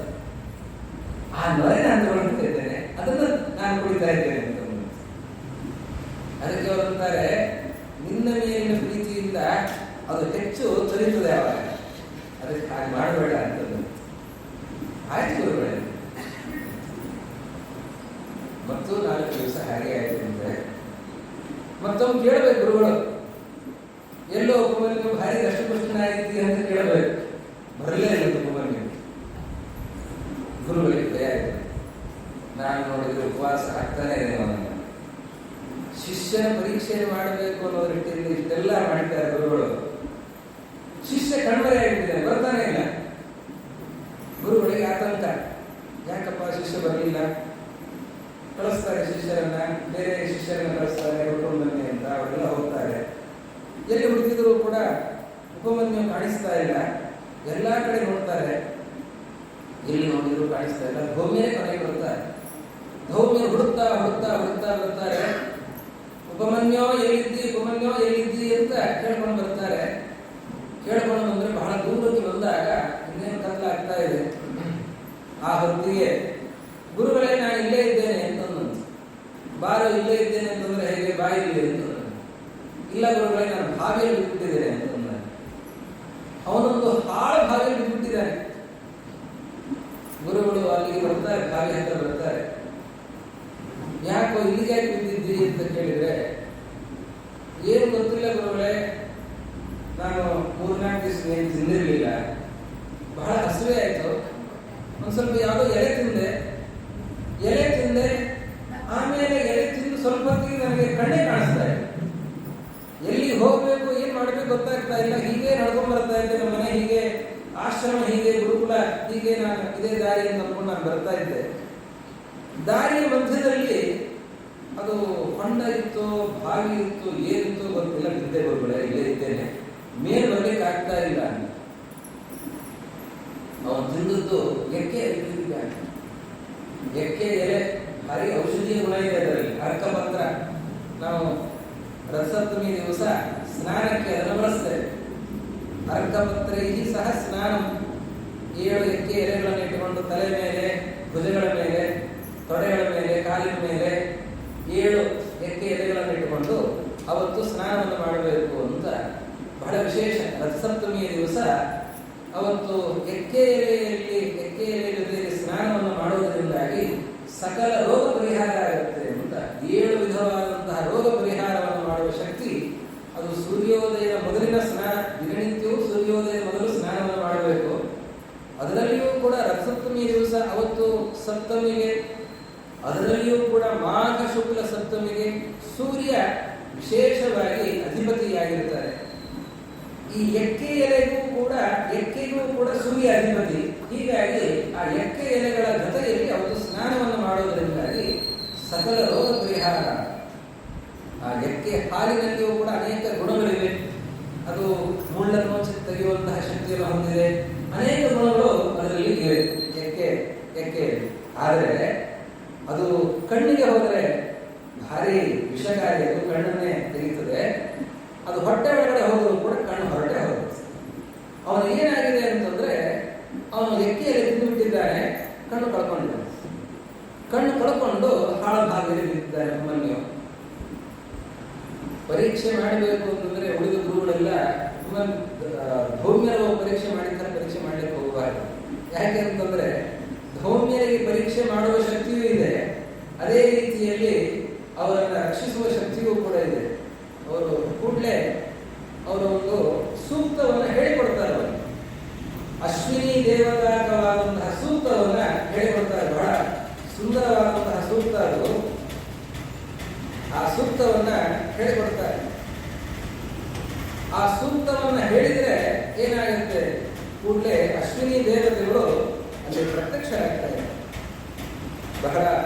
ಲೋಕದ ಸೂಕ್ತ ಅದು. ವೇದದಲ್ಲಿಯೂ ಕೂಡ ಆ ಸೂಕ್ತ ಇದೆ. ಅಂತಹ ಸೂಕ್ತ ಪ್ರಪೂರ್ವಗೌ ಪೂರ್ವಜೌ ಚಿತ್ರಭಾವೋ ಶಿರಾ ಶಂಸಾಮಿ ತಪನಾವನಂತೋ ದಿವ್ಯೋ ಸುಪರ್ಣೋ ಅರಜೋ ವಿಮಾನೋ ಅಧಿಕ್ಷಿಪಂತೋ ಭುವನಾನಿ ವಿಶ್ವ ಅನ್ನುವ ಇದು ಮಹಾಭಾರತ ಶ್ಲೋಕ. ವೇದದಲ್ಲಿ ಆ ಅಶ್ವಿನಿ ದೇವತೆಗಳು, ದೇವಲೋಕದ ವೈದ್ಯರೇ ಇದ್ದಾರೆ. ಅಶ್ವಿನಿ ದೇವತೆಗಳು ಇಬ್ಬರು ಜೋಡಿಯಾಗಿರುವಂತಹ ದೇವತೆಗಳು, ಸೂರ್ಯ ಪುತ್ರರು. ಸೂರ್ಯ ಕುದುರೆಯ ರೂಪವನ್ನು ತಾಳಿ, ಅವರ ಮಡದಿ ಸಂಜ್ಞಾದೇವಿಯು ಕೂಡ ಕುದುರೆಯ ರೂಪವನ್ನು ತಾಳಿದಾಗ ಕುದುರೆ ರೂಪದ ಸೂರ್ಯ ಸೂರ್ಯ ಪತ್ನಿಯರಲ್ಲಿ ಹುಟ್ಟಿದವರು. ಆದ್ದರಿಂದ ಅವರು ಅಶ್ವಿನಿ ದೇವತೆಗಳು. ಅವಳಿ ಜೋಡಿ ಮಕ್ಕಳು ಅವರಿಬ್ಬರು ಕೂಡ ಅಶ್ವಿನಿ ದೇವತೆಗಳು. ಯಾವಾಗಲೂ ಜೊತೆಯಲ್ಲೇ ಇರ್ತಾರಂತವರು ಅಶ್ವಿನಿ ದೇವತೆಗಳು. ಆ ಅಶ್ವಿನಿ ದೇವತೆಗಳು ದೇವಲೋಕದ ವೈದ್ಯರು, ದೇವತೆಗಳಿಗೆಲ್ಲ ಚಿಕಿತ್ಸೆಯನ್ನು ಮಾಡುವಂತಹ ವೈದ್ಯರವರು. ಅವರ ಕುರಿತಾದಂತಹ ಒಂದು ಸೂಕ್ತ, ಅದು ಋಗ್ವೇದದಲ್ಲಿ ಬರುವಂತಹ ಸೂಕ್ತ. ಆ ಸೂಕ್ತವನ್ನ ಉಪದೇಶ ಮಾಡಿದಂತೆ, ನೀನು ಇದನ್ನ ಹೇಳು, ಅಶ್ವಿನಿ ದೇವತೆಗಳು ನಿನಗೆ ಅನುಗ್ರಹವನ್ನು ಮಾಡ್ತಾರೆ. ನೋಡಿ, ಗುರುಗಳ ಅನುಗ್ರಹ ಎಟ್ಟರ ಮಟ್ಟಿಗೆ ಇರುತ್ತೆ ಅಂತಂದ್ರೆ, ಆ ಉಪಮನ್ಯು ಗುರುಗಳ ಉಪದೇಶವನ್ನು ಪಡೆದು ಆ ಕೂಡಲೇ ನೋಡಿ, ಒಂದು ಸರ್ತಿ ಗುರುಗಳಿಂದ ಆ ಸೂಕ್ತವನ್ನು ಕೇಳಿದ ಕೂಡಲೇ ಆ ಸೂಕ್ತವನ್ನು ಅವನೇ ಹೇಳಿದ್ದಂತೆ. ಎಂಥ ಶಕ್ತಿ ಹೊಂದಿದೆ ಗುರುಗಳ ಅನುಗ್ರಹದಿಂದ ಅಂತಂದ್ರೆ, ವರ್ಷದ ತನಕ ಉರು ಹಾಕಿದರೂ ಕೂಡ ವೇದ ಮಂತ್ರಗಳನ್ನು ಸ್ಪಷ್ಟವಾಗಿ ಹೇಳಿ ಬರಲ್ಲ. ವೇದ ವಿದ್ಯಾರ್ಥಿಗಳು ಒದ್ದಾಡ್ತಾರೆ. ಆದರೆ ಆ ಗುರುಗಳ ಅನುಗ್ರಹದಿಂದ ಪಡೆದಿರುವಂತಹ ವಿದ್ಯೆ ಆದ್ದರಿಂದ ಅವನಿಗೆ ಒಂದೇ ಬಾರಿ ಗುರುಗಳು ಹೇಳಿದಂತೆ. ಹೇಳಿದ ಕೂಡಲೇ ಅದು ಕಂಠಪಾಠ ಆಗೋಯ್ತು ಅವನಿಗೆ. ಅದರ ಕೂಡಲೇ ಹಾಗೆ ಭಕ್ತಿಯಿಂದ ಶ್ರದ್ಧೆಯಿಂದ ಆ ಉಪಮನ್ಯು ಆ ಸೂಕ್ತವನ್ನು ಹೇಳಿದಂತೆ. ಸೂಕ್ತವನ್ನು ಹೇಳಿದರೆ ಹೇಳುವ ಶಕ್ತಿ ಮಾತ್ರ ಅಲ್ಲ, ಆ ಹೇಳಿದ್ದಕ್ಕೆ ದೇವತೆಗಳೇ ಪ್ರತ್ಯಕ್ಷ ಆಗಿದ್ದಾರೆ. ಕೂಡಲೇ ಅಶ್ವಿನಿ ದೇವತೆಗಳು ಪ್ರತ್ಯಕ್ಷ ಆಗಿದ್ದಾರೆ. ಜೀವನಿಗೆ ಹೇಳ್ತಾ ಇದ್ರು ಕೂಡ ನಮ್ಮಲ್ಲಿ ಯಾವ ಸತ್ವ ಇರೋದಿಲ್ಲ. ನಾವು ಏನು ಹೇಳಿದ್ರು ಫಲಕಾರಿ ಆಗೋದಿಲ್ಲ. ಕೆಲವರು ಹೇಳಿದ ಕೂಡಲೇ ಆಗತ್ತೆ. ಯಾಕೆ ಅಂತಂದ್ರೆ ಆ ಅನುಷ್ಠಾನದ ಪ್ರಭಾವ, ಅವರ ಶ್ರದ್ಧೆ, ಗುರು ಅನುಗ್ರಹ, ದೇವತಾನುಗ್ರಹದ ಪ್ರಭಾವ ಆಗಿರುತ್ತದೆ. ಹೀಗಾಗಿ ಅವನಿಗೆ ಉಪಮನ್ಯುವಿಗೆ ಗುರುಗಳ ಅನುಗ್ರಹ ಅಷ್ಟರ ಮಟ್ಟಿಗೆ ಆಗಿದೆ. ಅವನು ಹೇಳಿದ ಕೂಡಲೇ ಅಶ್ವಿನಿ ದೇವತೆಗಳು ಪ್ರತ್ಯಕ್ಷ ಆದಂತಹ ಅಶ್ವಿನಿ ದೇವತೆಗಳು ಅವನಿಗೆ ಅಪೂಪವನ್ನು ಕೊಟ್ಟಿದ್ದಾರೆ. ಪ್ರಾಯ ಅಧಿವಾಸ ಇರ್ತದೆ, ಎಲ್ಲರ ಅಪೂಪದ ನೀವು ಮಾಡ್ತಾ ಇದ್ದೀರಿ. ಈಗ ಆ ಅಶ್ವಿನಿ ದೇವತೆಗಳು ಅವರು ಅಪೂಪ ಕೊಟ್ಟಿದ್ದಾರೆ. ಅಪೂಪ ಕೊಟ್ಟರಂತೆ. ಈ ಉಪಮನ್ಯು ಕೈಗೆ ಅಪೂಪ ಇಸ್ಕೊಂಡು ಕೂಡ ಅಶ್ವಿನಿ ದೇವತೆಗಳು ಅಂತಾರೆ, ಇಲ್ಲ ನೀನು ಅದನ್ನು ತಿನ್ನು, ನನಗೆ ಕಣ್ಣು ಬರುತ್ತೆ. ಅವನು ಇಲ್ಲ ಗುರುಗಳೇ, ದೇವತೆಗಳ ಹತ್ರ ಇಲ್ಲ, ನಾನು ಹಾಗೆ ತಿನ್ನೋ ಹಾಗಿಲ್ಲ, ನನಗೆ ಏನು ಇದೆ ಅದನ್ನು ಗುರುಗಳಿಗೆ ಒಪ್ಪಿಸಬೇಕು ಅಂತ ಹೇಳಿ ಅಲ್ಲೇ ಹಾಗೆ ನಿಂತಿದ್ದಾನೆ. ಹಾಗೆ ನಿಂತಿದ್ದಾನೆ. ಮೇಲೆ ಗುರುಗಳಿದ್ದಾರೆ. ಗುರುಗಳೇ ಅಂತಾನೆ. ಏನಪ್ಪಾ ಅಂತಾರೆ ಗುರುಗಳು? ಧೌಮ್ಯರು. ದೇವತೆಗಳು ನನಗೆ ಅಪೂಪವನ್ನು ಕೊಟ್ಟಿದ್ದಾರೆ, ಇದನ್ನು ತಗೊಳ್ಳಿ ಅಂತಂತಾರೆ. ಅವನಿಗೆ ಕಾಣಿಸ್ತಾ ಇಲ್ಲ. ಗುರುಗಳು ಧ್ವನಿ ಕೇಳಿಸ್ತಾ ಇದೆ, ಕಾಣಿಸ್ತಾ ಇಲ್ಲ. ಇದನ್ನು ನೀವು ತಗೊಳ್ಳಿ ಅಂತಂತಾರೆ. ಗುರುಗಳಂತಾರೆ ಇದನ್ನು ನೀನು ತಿನ್ನು ಅಂತಂತಾರೆ. ಆವಾಗಲೂ ಕೂಡ ಗುರುಗಳ ಆಜ್ಞೆಯನ್ನು ಸ್ವೀಕಾರ ಮಾಡಿ ಅವನು ಅದನ್ನು ತಿಂತಾನೆ. ಅವರು ತಿಂದ ಕೂಡಲೇ ಅದರಲ್ಲಿ ದೇವತೆಗಳು, ಅಶ್ವಿನಿ ದೇವತೆಗಳು ಚಿಕಿತ್ಸೆಯನ್ನು ಮಾಡುವಂತಹ ಶಕ್ತಿಯನ್ನು ಹೊಂದಿದವರು. ಅದರಲ್ಲೇ ಔಷಧ ಗುಣವನ್ನು ಇಟ್ಟು ಕೊಟ್ಟಿದ್ದಾರೆ. ತಕ್ಷಣದಲ್ಲಿ ಅವನಿಗೆ ಕಣ್ಣು ಬಂದಿದೆ, ಕಾಣಿಸ್ತಾ ಇದೆ. ಮೊದಲನೇಗಿಂತ ಕಣ್ಣು ಚೆನ್ನಾಗಿ ಬಂದಿದೆ. ದೇವತೆಗಳು ಕೊಟ್ಟ ಕಣ್ಣು, ಹೀಗಾಗಿ ಕಣ್ಣು ಚೆನ್ನಾಗಿ ಕಾಣಿಸ್ತಾ ಇದೆ. ಶಕ್ತಿಯು ಬಂದಿದೆ. ಅಶ್ವಿನಿ ದೇವತೆಗಳು ಕೊಟ್ಟಿರುವಂತಹ ಆ ಅಪೂಪದ ಪ್ರಭಾವದಿಂದ ದೈಹಿಕ ಸಾಮರ್ಥ್ಯವೂ ಕೂಡ ಚೆನ್ನಾಗಿ ಬಂದಿದೆ. ಕಣ್ಣು ಉಜ್ವಲವಾಗಿದೆ. ಅವನು ಕೂಡಲೇ ಬಾವಿಯಿಂದ ಮೇಲೆ ಬರ್ತಾನೆ. ರಾತ್ರಿ ಕತ್ತಲಾಗಿದೆ, ಆದರೂ ಕೂಡ ಆ ಬಾವಿಯಿಂದ ಮೇಲೆ ಎದ್ದು ಬಂದಿದ್ದಾನೆ. ಮೇಲೆ ಎದ್ದು ಬಂದು ಗುರುಗಳಿಗೆ ನಮಸ್ಕಾರ ಮಾಡ್ತಾನೆ. ಗುರುಗಳಿಗೆ ಕಣ್ಣಲ್ಲಿ ಆನಂದ ಭಾಷ ಬರುತ್ತದೆ. ಎಂಥ ಶಿಷ್ಯನೇನೋ, ಶಿಷ್ಯ ಅಂದ್ರೆ ಹೀಗಿರಬೇಕು ಅಂತಾರೆ. ಇವರ ಕಥೆ, ಈ ಉಪಮನ್ಯುವಿನ ಕಥೆ ಮತ್ತೆ 6ನೆಯ ಕಥೆ, ಇದು ಉಪನಿಷತ್ತಿನಲ್ಲಿ ಬರುತ್ತೆ. ವೇದ ಇದರ ಉಲ್ಲೇಖವನ್ನು ಮಾಡುತ್ತೆ. ಯಾಕೆಂದ್ರೆ ಅಂತಹ ಶಿಷ್ಯರು, ಗುರುಗಳಿಗೆ ಅಷ್ಟು ವಿಧೇಯರಾದಂತಹ ಶಿಷ್ಯರು, ಅಂತಹ ಆ ಉಪಮನ್ಯುವಿಗೆ ತಲೆ ಮೇಲೆ ಕೈಯಿಟ್ಟು ಗುರುಗಳ ಅನುಗ್ರಹವನ್ನು ಮಾಡ್ತಾರೆ. ಅಂತಹ ಮಹಾನುಭಾವರಾದಂತಹ ಶಿಷ್ಯರು. ಇನ್ನೊಬ್ಬ ಶಿಷ್ಯ ಇದ್ದಾನೆ, ಅವನ ಹೆಸರು ಬಲಿದ. ಬೈದ ಯಾಕೆ ಅಂತಂದ್ರೆ ಯಾವತ್ತೂ ಗುರುಗಳು ಬೈಲೇ ಇಲ್ಲ ಅವನು, ಆದ್ರಿಂದ ಅವನು ಬೈದ. ಎಂಥ ಶಿಷ್ಯ ಅವನು ಅಂತಂದ್ರೆ ಗುರುಗಳು ಅವನನ್ನು ಪರೀಕ್ಷೆ ಮಾಡ್ತಾರೆ, ಧೌಮ್ಯರು ಅವನನ್ನು ಪರೀಕ್ಷೆ ಮಾಡ್ತಾರೆ. ಒಂದು ಸರ್ತಿ ಗುರುಗಳು ಅವನನ್ನು ಕರೀತಾರೆ, ಬಾಯಿಗೆ ಅಂತ ಕರೀತಾರೆ. ಏನು ಗುರುಗಳು, ನೋಡಪ್ಪ ಹೊಲಕ್ಕೆ ಹೋಗ್ಬೇಕಾದ್ರೆ. ಆಯ್ತು ಗುರುಗಳೇ, ನಾನು ಬರ್ತೇನೆ ಅಲ್ಲೋ. ಇವತ್ತು ಎತ್ತಿಗೆ ಬರ್ಲಿಕ್ಕೆ ಆಗಲ್ಲ, ಎತ್ತಿಗೆ ಆರೋಗ್ಯ ಸರಿ ಇಲ್ಲ, ಅದಕ್ಕೆ ನೇಗಿಲಿಗೆ ಎತ್ತನ್ನು ಕಟ್ಟಲಿಕ್ಕೆ ಆಗಲ್ಲ. ಆಯ್ತು ಗುರುಗಳೇ, ನಾನು ಹೇಳ್ಕೊಡ್ತೇನೆ ಬಾರಪ್ಪ ಅಂತ. ಎಲ್ಲಿ ಎತ್ತು ಹೆಗಲು ಕೊಡಬೇಕೋ ಅಲ್ಲಿ ಆ ಶಿಷ್ಯ ಬೈದ ಹೆಗಲು ಕೊಡ್ತಾನೆ. ಆ ಬೈದನಿಗೆ ಅದನ್ನ ಕಟ್ಟಿ, ನೇಗಿಲನ್ನ ಕಟ್ಟಿ ಅಲ್ಲಿ ಉಳಿತಾರೆ. ಬೆಳಿಗ್ಗೆಯಿಂದ ಸಾಯಂಕಾಲ ತನಕನೂ ಕೂಡ ಕೂತಿದ್ದಾರೆ. ಬೈದ ಅವನು ಬೈದ ಇಲ್ಲ. ಏನು ಗುರುಗಳೇ ನಾವು ಪ್ರಾಣ ತೆಗಿತಾ ಇದ್ದೀರಿ ಅಂತ ಅವನು ಬೈಲಿಲ್ಲ. ಗುರುಗಳು ಅವನನ್ನು ಬೈಯೋ ಹಾಗೆ ಆಗಲಿಲ್ಲ. ಅಂಥ ವ್ಯಕ್ತಿ. ಬಹಳ ಸಂತೋಷ ಆಯಿತು ಗುರುಗಳಿಗೆ. ಅವರು ಆ ಬೈದನಿಗೆ ಅನುಗ್ರಹ ಮಾಡಿದ್ದಾರೆ. ಹೀಗೆ 3 ಜನ ಶಿಷ್ಯರ ಕಥೆಯನ್ನು ಹೇಳಿ, ಆ ಬೈದರು ಅವರು ದೊಡ್ಡ ವಿದ್ವಾಂಸರಾಗ್ತಾರೆ, ಬೇರೆ ವಿದ್ವಾಂಸರಾಗ್ತಾರೆ. ಗುರುಗಳ ಅನುಗ್ರಹದಿಂದ ಬಹಳಷ್ಟು ವಿದ್ಯೆಯನ್ನು ಪಡೆದುಕೊಳ್ತಾರೆ. ಅವರು ಒಂದು ಪಾಠಶಾಲೆಯನ್ನ, ಗುರುಕುಲವನ್ನು ನಡೆಸ್ತಾ ಇದ್ದಾರೆ. ಅಲ್ಲಿ ಅನೇಕ ಶಿಷ್ಯರು ಬರ್ತಾ ಇದ್ದಾರೆ. ಅಲ್ಲಿ ಒಬ್ಬ ಶಿಷ್ಯ ಬರ್ತಾನೆ. ಆ ಶಿಷ್ಯನ ಹೆಸರು ಉದಂಕ ಅಂತ ಶಿಷ್ಯ. ಆ ಉದಂಕ ಅಂತ ಶಿಷ್ಯ ಬಂದಿದ್ದಾನೆ. ಉದಂಕನಿಗೆ ಪರೀಕ್ಷೆಯೂ ಆಯಿತು, ಅಧ್ಯಯನವೂ ಆಯಿತು, ಎಲ್ಲ ಚೆನ್ನಾಗಿ ನಡೀತಾ ಇದೆ. ಒಂದು ಸಂದರ್ಭ ಬೈದ ಅಂತ ಗುರುಗಳು ಅವರು ಹೊರಗಡೆ ಹೋಗಬೇಕಾಗಿದೆ, ಊರು ಬಿಟ್ಟು ಕೆಲವು ದಿವಸ ಹೋಗಬೇಕಾಗಿದೆ. ಕೆಲವು ದಿವಸ ಹೋಗಿ ಬರಬೇಕು. ಆದ್ದರಿಂದಾಗಿ ಈ ಬೈದರು ತಮ್ಮ ಶಿಷ್ಯ ಉದಂಕರಿಗೆ ಹೇಳ್ತಾರೆ, ನೋಡಪ್ಪ ನಾನು ಊರಲ್ಲಿ ಇರಲ್ಲ, ಆದ್ರಿಂದ ಪಾಠಶಾಲೆ ಜವಾಬ್ದಾರಿಯಲ್ಲಿ ನಿಮ್ಗೆ ಆಗಿರ್ತದೆ, ನೀವೆಲ್ಲ ನೋಡ್ಕೊಂಡು ಹೋಗಬೇಕು ಅಂತ ಉದಂಕರಿಗೆ ಹೇಳಿ ಗುರುಗಳು ಹೋಗಿದ್ದಾರೆ. ಉದಂಕ ಶಿಷ್ಯ ಚೆನ್ನಾಗಿ ಆ ಪಾಠಶಾಲೆಯಲ್ಲಿ ನೋಡ್ಕೊಂಡು ಹೋಗ್ತಾ ಇದ್ದಾನೆ. ಗೋಶಾಲೆ, ಅಗ್ನಿಶಾಲೆ, ಅಗ್ನಿ ಇರ್ತದೆ, ನಿತ್ಯ ಅಗ್ನಿಹೋತ್ರ ಆಗಬೇಕು. ಅಲ್ಲಿ ಆಹುತಿಗಳು 2 ಹೊತ್ತು ಕೂಡ ಆಹುತಿಗಳು ನಡೀಬೇಕು. ಅಗ್ನಿಹೋತ್ರದ ಆಹುತಿಗಳಾಗಬೇಕು, ಅಗ್ನಿಯ ಸಂರಕ್ಷಣೆ ಆಗಬೇಕು, ಅಗ್ನಿ ಎಂದಿಗೂ ಕೂಡ ಶಾಂತ ಆಗಬಾರ್ದು. ಹಾಗೆ ಗೋವುಗಳ ಸಂರಕ್ಷಣೆ ಆಗಬೇಕು. ಅನೇಕ ಜನ ಶಿಷ್ಯರಿರ್ತಾರೆ, ಅವರಿಗೆಲ್ಲ ಭೋಜನಾದಿಗಳ ವ್ಯವಸ್ಥೆ ಆಗಬೇಕು. ಇದನ್ನೆಲ್ಲವನ್ನೂ ಕೂಡ ನೋಡಿಕೊಂಡು ಆ ಉದಂಕ ಚೆನ್ನಾಗಿ ಅದನ್ನು ನಿಭಾಯಿಸಿಕೊಂಡು ಹೋಗ್ತಾ ಇದ್ದಾನೆ. ಒಂದು ಸಂದರ್ಭ ಬಂತು, ಪರೀಕ್ಷೆ ಯಾವ ರೀತಿಯಲ್ಲಿ ಇರ್ತದೆ ಅಂತ ಅನ್ನೋದಕ್ಕೆ. ಆ ಉದಂಕನಿಗೆ ಆ ಪಾಠಶಾಲೆಯ ಹಿರಿಯ ಕೆಲವು ಸ್ತ್ರೀಯರು ಬಂದು ಹೇಳ್ತಾರೆ, ಈ ಬೈದರು ಗುರುಗಳು ಹೊರಗಡೆ ಹೋಗಿದ್ದಾರೆ. ಹೊರಗಡೆ ಹೋಗಿ ಅವರ ಧರ್ಮಪತ್ನಿ ಅವರು ರಜಸ್ವಲೆ ಆಗಿದ್ದಾರೆ, ಋತುಮತಿಯಾಗಿ ಸ್ನಾತರಾಗಿದ್ದಾರೆ. ಆ ಸ್ತ್ರೀಯರು ಬಂದು ಹೇಳ್ತಾರೆ, ಋತುಕಾಲ ದಾಟಿದೆ, ಕಾಲ ಮೀರಬಾರದು, ಗುರುಗಳು ಊರಿನಲ್ಲಿಲ್ಲ, ಅದಕ್ಕೆ ನೀನು ಆ ಗುರುಪತ್ನಿ ಹತ್ರ ಹೋಗಬೇಕು ಅಂತ. ಅದಕ್ಕೆ ಇದು ಎಂಥ ಪರೀಕ್ಷೆಯ ಕಾಲ ಇದೆ ಉದಂಕನಿಗೆ. ಆ ಉದಂಕ ಹೇಳ್ತಾನೆ, ನೋಡಿ ಗುರುಗಳು ನನಗೆ ಪಾಠಶಾಲೆಯನ್ನು ನೋಡ್ಕೊಳ್ಬೇಕು ಅಂತ ಹೇಳಿದ್ದಾರೆ, ಅಕಾರ್ಯವನ್ನು ಮಾಡಬೇಕು, ಧರ್ಮ ವಿರುದ್ಧವಾದ ಕೆಲಸವನ್ನು ಮಾಡಬೇಕು ಅಂತ ಗುರುಗಳು ಹೇಳಿಲ್ಲ. ಆದ್ದರಿಂದ ನಾನು ನೀವು ಇಂತಹ ಯಾವುದೇ ಕೆಲಸವನ್ನು ಹೇಳಿದರೂ ಕೂಡ ಧರ್ಮ ವಿರುದ್ಧವಾದ ಕೆಲಸವನ್ನು ನಾನು ಮಾಡೋದಿಲ್ಲ. ಅವರು ಸ್ವಲ್ಪ ಸಂವಾದಗಳು ನಡೀತದೆ, ಏನು ನಾವು ಹೇಳಿದ ಮಾತನ್ನು ಕೇಳೋದಿಲ್ಲ, ಹಾಗೆ ಹೀಗೆ ಎಂತೆಲ್ಲ ನಡೀತದೆ. ಆದರೆ ಅವನು ತಾನು ದೀಕ್ಷಾಬದ್ಧನಾಗಿ ಇಂತಹ ಮಾತನ್ನು ಹೇಳ್ತಾನೆ. ಆಮೇಲೆ ಗುರುಗಳು ಬರ್ತಾರೆ, ಬೈದರು ಬರ್ತಾರೆ. ಅಲ್ಲ, ಅವ್ರು ಹೇಳಿದ್ರು ಮುಂದೆ ಇವನು ಅಂತಂದ್ರೆ ಅವರಿಗೆ ನಿಯಂತ್ರಣ ಮಾಡುವ ಶಕ್ತಿ, ಶಾಪವನ್ನು ಕೊಡುವ ಶಕ್ತಿ ಗುರುಗಳಿಗೆ ಮಾತ್ರ, ಗುರುಭಕ್ತಿಗೂ ಕೂಡ ಅಷ್ಟೇ ಇರ್ತದೆ. ಆದ್ದರಿಂದಾಗಿ ಅವರು ಪರೀಕ್ಷೆಯನ್ನು ಮಾಡುವ ದೃಷ್ಟಿಯಿಂದ ಈ ಮಾತನ್ನು ಹೇಳಿದ್ದಾರೆ. ಬಂದರು, ಬೈದರು, ಬಂದಾಗ ಈ ಘಟನೆಯನ್ನು ಹೇಳಿದರು. ಬಹಳ ಸಂತೋಷ ಆಯಿತು ಅವರಿಗೆ.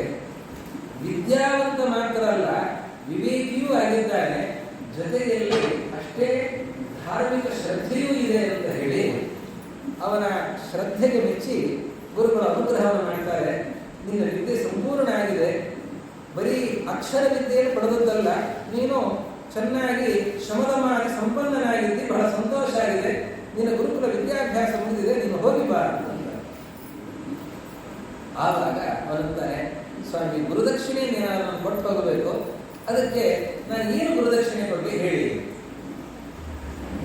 ಆವಾಗ ಗುರುಗಳು ಹೇಳ್ತಾರೆ, ಒಂದು ಕೆಲಸ ಮಾಡಪ್ಪ, ನೀನು ನಮ್ಮ ಮನೆಯವರನ್ನೇ ಕೇಳಿಬಿಡು, ಗುರುಪತ್ನಿಯನ್ನೇ ಕೇಳು.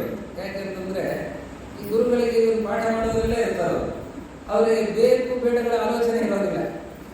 ಈ ಹೆಂಗಸರಿಗೆ ಅಪೇಕ್ಷೆಗಳು ಆಲೋಚನೆಗಳು ಹೆಚ್ಚಿರುತ್ತವೆ. ಅದಕ್ಕೆ ನೀನು ಅವರ ಹತ್ರನೇ ಕೇಳು ಅಂತ ಹೇಳಿಬಿಡ್ತಾರೆ. ಉದಂಕ ಹೋಗ್ತಾರೆ, ಗುರುಪತ್ನಿ ಹತ್ರ ಹೋಗಿ ನಮಸ್ಕಾರ ಮಾಡಿ, ಅಮ್ಮ ನಾನು ಹೋಗಿ ಬರಬೇಕಾಗಿದೆ, ಗುರುದಕ್ಷಿಣೆಯನ್ನು ನೀಡಬೇಕು, ಅದಕ್ಕೆ ಗುರುಗಳು ತಮ್ಮ ಹತ್ರ ಹೇಳಿದ್ದಾರೆ, ನಾನು ಏನು ನೀಡಬೇಕು ತಾವು ದಯಮಾಡಿ ಹೇಳಬೇಕು. ಅವರು ಏನು ಕೊಡ್ತೀಯಪ್ಪ ಇಲ್ಲಿ ಬಿಡೋದು? ಇಲ್ಲ, ನಾನು ಕೊಡಲೇಬೇಕು, ಏನಾದರೂ ಗುರುದಕ್ಷಿಣೆ ಕೊಡಲೇಬೇಕು. ಗುರುದಕ್ಷಿಣೆಯನ್ನು ಕೊಡದೇನೆ, ಗುರು ಅನುಗ್ರಹ ಆಗದೇನೆ ನನ್ನ ವಿಷಯ ಗುರು ನಾನು ಆಗೋದಿಲ್ಲ, ನಾನು ಗುರುದಕ್ಷಿಣೆಯನ್ನು ಏನಾದರೂ ಕೊಡಲೇಬೇಕು. ಹೌದಾ? ನೋಡು, ಪೌಷ ರಾಜ ಒಬ್ಬ ಇದ್ದಾರೆ, ಆ ರಾಜನ ಹೆಂಡತಿ ಒಬ್ಬಳಿದ್ದಾಳೆ. ಆ ರಾಜನ ಹೆಂಡತಿ ಓಲೆ ಇದ್ದಲ್ಲ, ಆ ಓಲೆಯನ್ನು ತಂದುಕೊಡಬೇಕು. ಬೈದರ ಹೆಂಡತಿ ಹೇಳ್ತಾರೆ, ಪೌಷ ರಾಜನ ಮಡದಿಯ ಆ ಓಲೆ, ಬೆಂಡೋಲೆ ಏನಿದೆ ಅದನ್ನು ನನಗೆ ತಂದುಕೊಡಬೇಕು. ಇನ್ನು 4ನೇ ದಿವಸಕ್ಕೆ ಒಂದು ಕಾರ್ಯಕ್ರಮ ನಡೆಯುತ್ತಿದೆ, ಇಲ್ಲಿ ಆಶ್ರಮದಲ್ಲಿ ಒಂದು ಕಾರ್ಯಕ್ರಮ ನಡೆಯುತ್ತಿದೆ. ಆವಾಗ ಅನೇಕ ಜನ ಋಷಿಗಳು, ಋಷಿಪತ್ನಿಯರು ಎಲ್ಲರೂ ಕೂಡ ಬರ್ತಾರೆ. ಅವ್ರ ಮುಂದೆ ನಾನು ಆ ಓಲೆಯನ್ನು ಹಾಕೊಂಡು ತಿರುಗಾಡಬೇಕು, ನನ್ನೊಂದು ಆಸೆ ಇದೆ, ನನಗೆ ಆ ಓಲೆ ಬೇಕು. ಆಯ್ತು ಆಯ್ತು ಅಂತ ಹೇಳ್ತಾನೆ. ಇವನು ಹೋಗ್ತಾನೆ, ನೇರವಾಗಿ ಪೌಷರಾಜನ ಹತ್ರ ಹೋಗ್ತಾನೆ. ಪೌಷರಾಜನ ಹತ್ರ ಹೋದಾಗ ಪೌಷರಾಜ ಬಹಳ ಸಂತೋಷದಿಂದ, ಒಬ್ಬ ಮೇಧಾವಿ ಋಷಿಗಳು ಬಂದಿದ್ದಾರೆ, ಯಾರೇ ಅವರು ಋಷಿ ಸ್ಥಾನವನ್ನು ಹೊಂದಿದ್ದಾರೆ, ಅಂತಹ ವ್ಯಕ್ತಿತ್ವವನ್ನು ಹೊಂದಿದ್ದಾರೆ. ಇಂತಹ ಉದಂಕರು ಬಂದದ್ದನ್ನು ನೋಡಿ ಬಹಳ ಸಂತೋಷದಿಂದ ಉಪಚಾರವನ್ನು ಮಾಡಿದ್ದಾರೆ. ಉಪಚಾರ ಆದಾಗ ಏನು ಬೇಕು, ತಮಗೆ ಏನಾಗಬೇಕು ನನ್ನಿಂದ? ಏನಿಲ್ಲ, ಮಹಾರಾಣಿಯವರ ಕರ್ಣಕುಂಡಲ ನನಗೆ ಬೇಕಾಗಿದೆ, ನಮ್ಮ ಗುರುಪತ್ನಿಗೆ ನಾನು ಗುರುದಕ್ಷಿಣೆಯಾಗಿ ಕೊಡಬೇಕಾಗಿದೆ ಅಂತ ಕೇಳ್ತಾನೆ. ಅದಕ್ಕೆ ರಾಜ ಹೇಳ್ತಾನೆ, ನೀನು ರಾಣಿ ಹತ್ರನೇ ಕೇಳು, ರಾಣಿ ಕೊಡ್ತಾರೆ. ಇವನು ಉದಂಕ ಅಂತಃಪುರಕ್ಕೆ ಹೋಗ್ತಾರೆ. ಅಂತಃಪುರ ಸ್ತ್ರೀಯರು ಇರುವಂತಹ ಆಗಾರ, ರಾಜ ಸ್ತ್ರೀಯರು ಇರುವಂತಹ ಪ್ರದೇಶವನ್ನ ಅಂತಃಪುರ ಅಂತ ಕರೀತಾರೆ. ಅಲ್ಲಿ ಯಾರಿಗೂ ಕೂಡ ಪ್ರವೇಶ ಇರಲ್ಲ, ಇವನಿಗೆ ರಾಜನ ಆದೇಶದಿಂದ ಪ್ರವೇಶ ಇದೆ. ಅವನು ರಾಣಿ ಹತ್ರ ಹೋಗ್ತಾರೆ, ರಾಣಿ ಹತ್ರ ಅಲ್ಲಿ ಹೋಗ್ತಾನೆ, ಅಂತಃಪುರಕ್ಕೆ ಹೋಗ್ತಾನೆ, ಹಿಂತಿರುಗಿ ಬರ್ತಾರೆ. ಸ್ವಾಮಿ, ತಾವು ಸುಳ್ಳು ಹೇಳ್ತಾ ಇದ್ದೀರಿ ರಾಜರೇ, ತಾವು ಸುಳ್ಳು ಹೇಳ್ತಾ ಇದ್ದೀರಿ, ಅಂತಃಪುರದಲ್ಲಿ ರಾಣಿ ಇದ್ದಾರೆ, ರಾಣಿ ಹತ್ರ ಹೋಗಿ ಕರ್ಣಕುಂಡಲವನ್ನು ಕೇಳಬೇಕು ಅಂತ ಹೇಳ್ತಾ ಇದ್ದೀರಿ, ಅಂತಃಪುರದಲ್ಲಿ ಮಹಾರಾಣಿಯವರು ಇಲ್ಲ.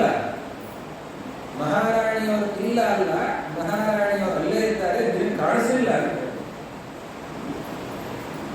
ನನಗೆ ಕಾಣಿಸಿಲ್ಲ, ಇದ್ದವರು ನನಗೆ ಕಾಣಿಸೋದಿಲ್ಲ. ಅದಕ್ಕೆ ಬಹುಶಃ ಹೇಳುವಂತಹ ಮಾತನ್ನ ಕೇಳಿ, ನೀನು ಬ್ರಾಹ್ಮಣನಿಗೆ ಹೇಳ್ತಾರೆ, ಉದಂಕನಿಗೆ ಹೇಳ್ತಾರೆ, ನೀನು ಅಶುಚಿಯಾಗಿದ್ದರೆ ಮಹಾರಾಣಿ ಕಾಣಿಸಿರೋದಿಲ್ಲ. ಅವನು ಒಮ್ಮೆ ಆಲೋಚನೆ ಮಾಡ್ತಾನೆ, ನಾನು ಸ್ವಚ್ಛವಾಗಿರೋದಲ್ಲ, ಶುದ್ಧವಾಗಿರೋದು. ಸ್ವಚ್ಛತೆ ಬೇರೆ, ಶುದ್ಧತೆ ಬೇರೆ, ಪಾವಿತ್ರ್ಯ ಬೇರೆ. ಸ್ವಚ್ಛವಾಗಿರೋದು ಬೇರೆ, ಆದರೆ ಶುದ್ಧಿ ಇರೋದಿಲ್ಲ. ಗೋಮಯ ಹಾಕಿ ಲೇಪನ ಮಾಡಿದ್ರೆ ಸ್ವಚ್ಛವಾಗಿಲ್ಲ ಅಂತ ಅನಿಸ್ಬಹುದು, ಆದರೆ ಶುದ್ಧಿ ಇದೆ.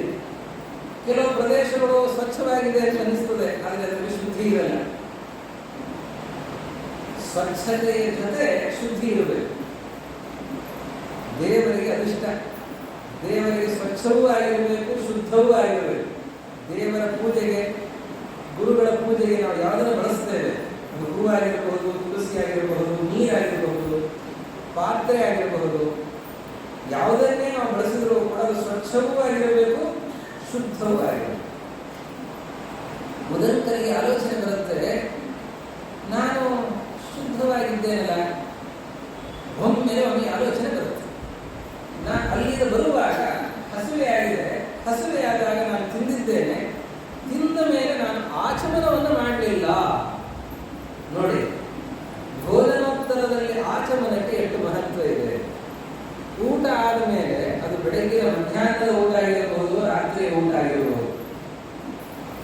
ಅಥವಾ ಬೇರೆ ಸಂದರ್ಭದಲ್ಲಿ ಏನೇ ತಗೊಂಡ್ರೂ ಕೂಡ ತಿಂದ ನಂತರದಲ್ಲಿ ಗಂಟೆ ಒಮ್ಮೆ ತಿನ್ನೋರಿಗೆ ಆಚರಣೆ ಜಾಸ್ತಿ ಆಗುತ್ತೆ. ತಿಂದ ಕೂಡಲೇ ಆಚರಣವನ್ನು ಮಾಡಬೇಕು. ಆಚಮನವನ್ನು ಮಾಡಿದರೆ ಅಶುದ್ಧಿ, ಮಾಡದೇ ಹೋದರೆ ಅಶುದ್ಧಿ, ಆಚಮನವನ್ನು ಮಾಡಿದ್ರೇನೆ ಶುದ್ಧಿ. ಅದಕ್ಕೆ ಆಚಮನವನ್ನು ಮಾಡಲಿಲ್ಲ ನಾನು ಅಂತ ಆಲೋಚನೆ ಮಾಡ್ತಾನೆ, ಕೂಡಲೇ ಆಚಮನವನ್ನು ಮಾಡ್ತಾನೆ. ಆಚಮನವನ್ನು ಮಾಡಿ ಬಹಳ ಚೆನ್ನಾಗಿ ಅದನ್ನು ಹೇಳ್ತಾರೆ. ಆಚಮನದ ಕ್ರಮ 2 ಬಾರಿ ಆಚಮನವನ್ನು ಮಾಡಿ ಎಲ್ಲ ತನ್ನ ಅವಯವಗಳನ್ನು ಹುಟ್ಟಿಕೊಂಡು ಅಲ್ಲೆಲ್ಲ ಕಡೆಯಲ್ಲಿಯೂ ಕೂಡ ಅಥೋದಂಕಸ್ತಥೇತ್ಯುಕ್ತ ಪ್ರಾಣ್ಮುಖ ಉಪವಿಶ್ಯ ಪ್ರಕ್ಷಾಲಿತ ಪಾಣಿಪಾದವದನ ಶುದ್ಧಾಭಿಃ ಹೃದಯಂಗಮಾಭಿಃ ಅಪೇನಾಭಿಃ ಅಮುಕ್ತಾಭಿಃ ಅಶಬ್ದಾಭಿಃ ಅರ್ಭಿಃ ದ್ವಿರುಪಸ್ಪೃಶ್ಯ ತ್ರಿಪೀತ್ವಾ ದ್ವಿಪರಿವೃಜ್ಯ ಖಾನಿ ಅರ್ಭಿರುಪಸ್ಪೃಶ್ಯ ಅಂತಃಪುರಂ ಪ್ರವಿಶ್ಯ ತಾಂ ಕ್ಷತ್ರಿಯಾಮಪಶ್ಯತ್. ಇದರಲ್ಲಿಯೂ ಕೂಡ ಮಹಾಭಾರತದಲ್ಲಿ ಅಲ್ಲಲ್ಲಿ ಗದ್ಯಗಳಿವೆ. ಭಾಗವತದ ಪಂಚಮಸ್ಕಂದದ ಗದ್ಯಗಳಿದ್ದ ಹಾಗೆ ಮಹಾಭಾರತದಲ್ಲಿ ಕೆಲವು ಕಡೆಯಲ್ಲಿ ಗದ್ಯಗಳು ಬಹಳ ಚೆನ್ನಾಗಿವೆ. ಮಹಾಭಾರತ ಬರೀ ಕಥೆಯನ್ನು ಹೇಳಿ ಹೊರಟಿದ್ದಲ್ಲ, ದೇವರನ್ನು ಕಥೆಯನ್ನು ಎಲ್ಲವೂ ಇದೆ. ಇತಿಹಾಸದಲ್ಲಿ ಎಲ್ಲದಕ್ಕಿಂತ ದೊಡ್ಡ ಧರ್ಮಶಾಸ್ತ್ರ ಅಂತಂದ್ರೆ ಮಹಾಭಾರತ. ಮಹಾಭಾರತದಷ್ಟು ದೊಡ್ಡ ಧರ್ಮಶಾಸ್ತ್ರ ಮತ್ತೊಂದಿಲ್ಲ. ಎಲ್ಲ ಧಾರ್ಮಿಕ ವಿಧಾನಗಳನ್ನು ಎಲ್ಲವನ್ನೂ ಬೋಧನೆ ಮಾಡುವಂತಹ ಗ್ರಂಥ ಮಹಾಭಾರತ. ಅಷ್ಟು ಚೆನ್ನಾಗಿದೆ. ಆಚರಣೆಯನ್ನು ಹೇಗೆ ಮಾಡಬೇಕು ಅನ್ನೋದನ್ನ ಈ ಪ್ರಸಂಗದಲ್ಲಿ ಎಷ್ಟು ಚೆನ್ನಾಗಿ ಹೇಳ್ತಾರೆ. ಪ್ರಾಣುಮುಖ, ಆಚರಣೆಯನ್ನು ಮಾಡುವಾಗ ಹೇಗೋ ಹಾಗೋ ಆಚರಣೆ ಮಾಡೋದಲ್ಲ, ಪೂರ್ವಕ್ಕೋ ಉತ್ತರಕ್ಕೋ ಅಥವಾ ಈಶಾನ್ಯಕ್ಕೋ ಈ 3 ದಿಕ್ಕುಗಳನ್ನು ಹೇಳ್ತಾರೆ. ಈ 3 ದಿಕ್ಕುಗಳಿಗೆ ಅಭಿಮುಖನಾಗಿ ಆಚರಣೆಯನ್ನು ಮಾಡಬೇಕು. ನಿಂತು ಆಚರಣೆಯನ್ನು ಮಾಡುವಂತಿಲ್ಲ. ಉಪವಿಶ್ಯ, ಕುಳಿತುಕೊಂಡೇ ಆಚರಣೆಯನ್ನು ಮಾಡಬೇಕು. ಆಚಮನವನ್ನು ಮಾಡುವಾಗ ಆಚಮನವನ್ನು ಮಾಡುವ ಮೊದಲು ಕೈ ಕಾಲುಗಳು ಶುದ್ಧವಾಗಿರಬೇಕು. ಅದನ್ನು ತೊಳೆದುಕೊಂಡು ಬಂದಿರಬೇಕು. ಅದನ್ನು ತೊಳೆದುಕೊಂಡು ಬರದೇನೆ ಆಚಮನವನ್ನು ಮಾಡುವ ಹಾಗಿಲ್ಲ. ಅದಕ್ಕೆ ಪ್ರಕ್ಷಾಲಿತ ಪಾಣಿಪಾದವದನಃ, ಕೈ ಕಾಲು ಮುಖ ಎಲ್ಲ ತೊಳೆದುಕೊಂಡು ಆಮೇಲೆ ಬಂದು ನೀರು, ಆಚಮನಕ್ಕೆ ಬಳಸುವ ನೀರು, ಕಣ್ಣು ನೀರಿನಿಂದ ಆಚರಣೆ ಮಾಡುವ ಹಾಗಿಲ್ಲ. ಸಮುದ್ರಕ್ಕೆ ಹೋಗಿದರೆ ಸಮುದ್ರದ ನೀರು ಆಚರಣೆ ಮಾಡುವ ಹಾಗಿಲ್ಲ. ಉಪ್ಪು ನೀರಿನಿಂದ ಆಚರಣೆ ಮಾಡುವ ಹಾಗಿಲ್ಲ. ಸಮುದ್ರ ಸ್ನಾನಕ್ಕೆ ಹೋಗುವಾಗ ಬೇರೆ ಕಡೆ ಸ್ನಾನವನ್ನು, ತೀರ್ಥ ಸ್ನಾನವನ್ನು ಮಾಡಿ ಆ ನೀರನ್ನು ತಗೊಂಡು ಹೋಗಬೇಕು. ಮಲ್ಪೆ, ಉಡುಪಿ ಹತ್ತಿರ ಸಮುದ್ರ ಸ್ನಾನ ಅಂತ ಹೇಳಿ ಹಾಗೆ ಹೋಗೋದಲ್ಲ. ಅಲ್ಲಿ ಸಮುದ್ರ ಸ್ನಾನಕ್ಕೆ ಹೋಗುವಾಗ ವಡಭಾಂಡೇಶ್ವರ ಎದುರು ಮೇಲೆ ಒಂದು ತೀರ್ಥ ಇದೆ. ಅಲ್ಲಿ ಸ್ನಾನವನ್ನು ಮಾಡಿ ಅಲ್ಲಿ ನೀರನ್ನು ಹಿಡ್ಕೊಂಡು ಅಲ್ಲಿಗೆ ಹೋಗಬೇಕು ಸಮುದ್ರಕ್ಕೆ ಹೋಗಿ ಅಲ್ಲಿ ಆಚರಣೆಯನ್ನು ಮಾಡಿ ಸಂಕಲ್ಪವನ್ನು ಮಾಡಿ ಆಮೇಲೆ 2 ಬೇರೆ ಬೇರೆ ನೀರು, ಆಚರಣೆಗೊಂದು ಅರ್ಧೆ ಕೊಳ್ಳಿಕ್ಕೊಂದು, ಸಮುದ್ರದ ಅರ್ಧೆ ಕೊಳ್ಳಿಕ್ಕಿದೆ. ಆ ಅರ್ಧೆ ಕೊಳ್ಳಿಕ್ಕೆ ನೀರನ್ನು ತಗೊಂಡು ಹೋಗಬೇಕು. ಸಮುದ್ರ ಸ್ನಾನ ಮಾಡಬೇಕು, ಈ ನೀರಿನಿಂದ ಅರ್ಧೆ ಕೊಡಬೇಕು. ಹಾಗೆ ಶುದ್ಧವಾದಂತಹ ನೀರು, ಉಪ್ಪು ನೀರಲ್ಲದ್ದು. ಬೋರ್ ನೀರು ತೆಗೆದು ನಮಗೆ ಸಿರುಗುಪ್ಪದಲ್ಲಿ ಸೌಳು ನೀರೇ ಬರ್ತದೆ ಅಂತ ಬೇಡಿ, ಅಂದ್ರೆ ಉಪ್ಪುಪ್ಪಾಗಿರುವಂತಹ ನೀರು, ಸಮುದ್ರದಂತಹ ನೀರಿನಿಂದ ಆಚರಣೆ ಮಾಡುವಂಥದ್ದಲ್ಲ. ಆಮೇಲೆ ಇದು ನೀರಿನಲ್ಲಿ ಆಚರಣೆಗೆ ಯಾವ ನೀರನ್ನು ಬಳಸ್ತೇವೆ, ಆ ನೀರಿನಲ್ಲಿ ನೊರೆ, ಗುಳ್ಳೆ ಅದೆಲ್ಲ ಇರಬಾರ್ದು. ಎಲ್ಲ ನದಿಗೆ ಸ್ನಾನಕ್ಕೆ ಬಂದಿರ್ತೇವೆ, ಅದೆಲ್ಲ ಬಟ್ಟೆ ಒಗಿತಾ ಇರ್ತಾರೆ, ಆ ನೀರು ಹಾಗೆ ಹಾಕೊಂಡು ಬರ್ತಾರೆ, ಹಾಗೆ ತಗೊಂಡು ಆಚರಣೆ ಮಾಡೋದಲ್ಲ.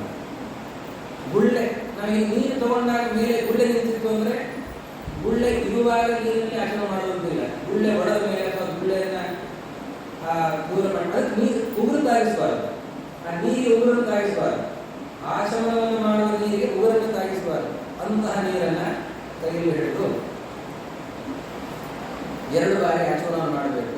3 ಬಾರಿ ಅದಕ್ಕೆ ತಿರುಗಿ 3 ಬಾರಿ. ಅದರಲ್ಲಿ ಸಂಪ್ರದಾಯ ಭೇದಗಳಿವೆ, ಆಚರಣಾ ಭೇದಗಳು, ದೇಶ ಭೇದಗಳಿಂದಾಗಿ ಕೇಶವಾಯ ಸ್ವಾಹ, ನಾರಾಯಣಾಯ ಸ್ವಾಹ, ಮಾಧವಾಯ ಸ್ವಾಹ ಅಂತ ಹೇಳುವಂತಹ ಕ್ರಮ, ಇಲ್ಲ ದ್ವೈತಾಯ ಸ್ವಾಹ, ಯುಜವೇದಾಯ ಸ್ವಾಹ, ಸಮವೇದಾಯ ಸ್ವಾಹ ಅಂತ ಹೇಳುವಂತಹ ಕ್ರಮ, ಅದು ದೇಶ ಭೇದದಿಂದ ಇರುವಂತಹ ಆಚಾರ ಭೇದ.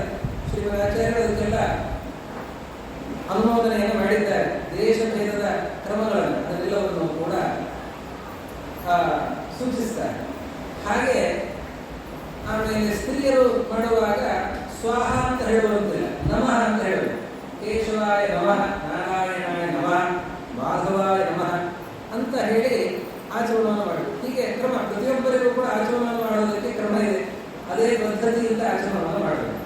ಅವನು ಹೀಗೆ ಆಚರಣವನ್ನು ಮಾಡಿದ ಅಂತ ಹೇಳೋ ಸಂದರ್ಭದಲ್ಲಿ ಎಲ್ಲ ಧಾರ್ಮಿಕ ವಿಚಾರಗಳನ್ನೆಲ್ಲವನ್ನು ಮಹಾಭಾರತ ನಮಗೆ ತಿಳಿಸ್ತಾರೆ.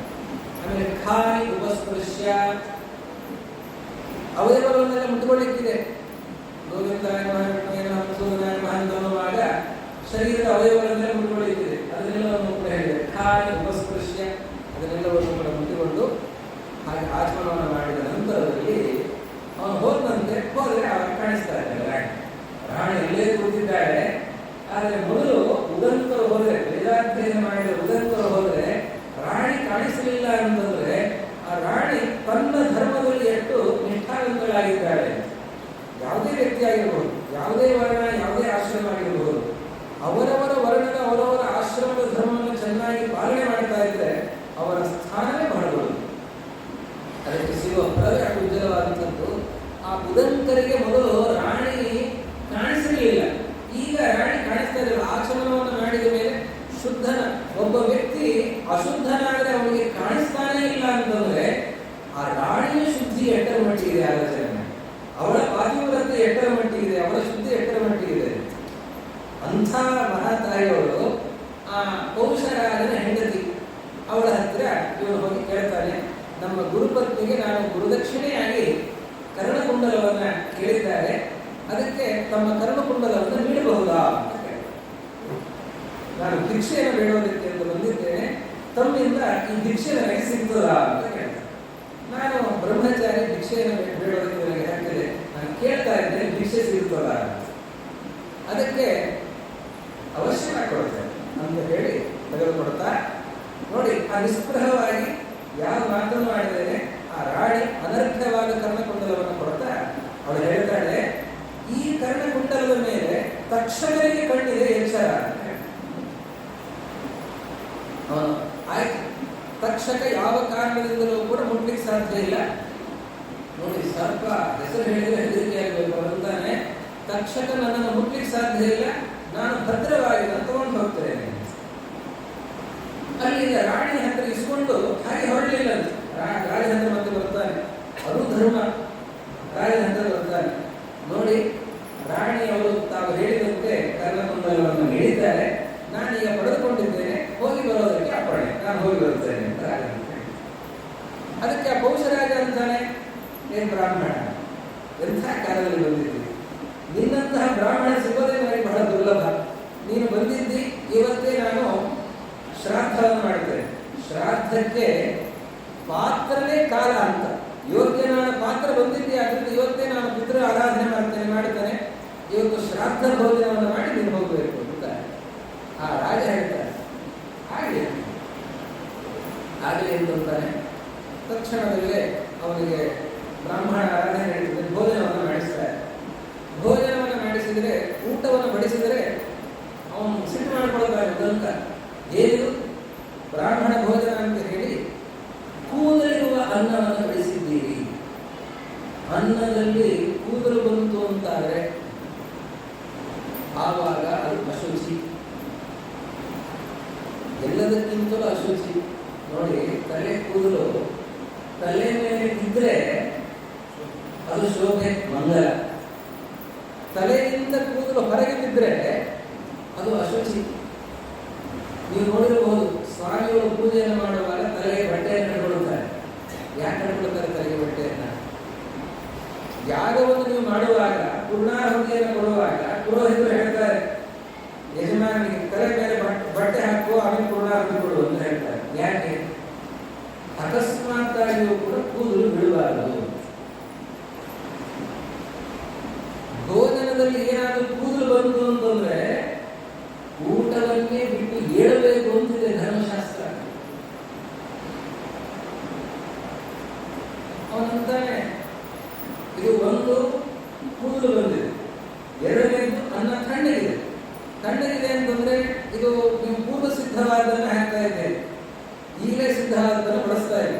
ಆದ್ದರಿಂದ ನಾನು ನಿನಗೆ ಶಾಪವನ್ನು ಕೊಡುತ್ತೇನೆ, ನೀನು ಅಂಧನಾಗುವಂತ ರಾಜನಿಗೆ ಶಾಪ ಕೊಡ್ತಾನೆ. ಉದಂತ ನೋಡಿ, ರಾಜನಿಗೆ ಉಪಕಾರ ಪಡೆದು ರಾಜನಿಗೆ ಶಾಪ ಪಡ್ತಾರೆ, ನೀನು ಅಂಧನಾಗ.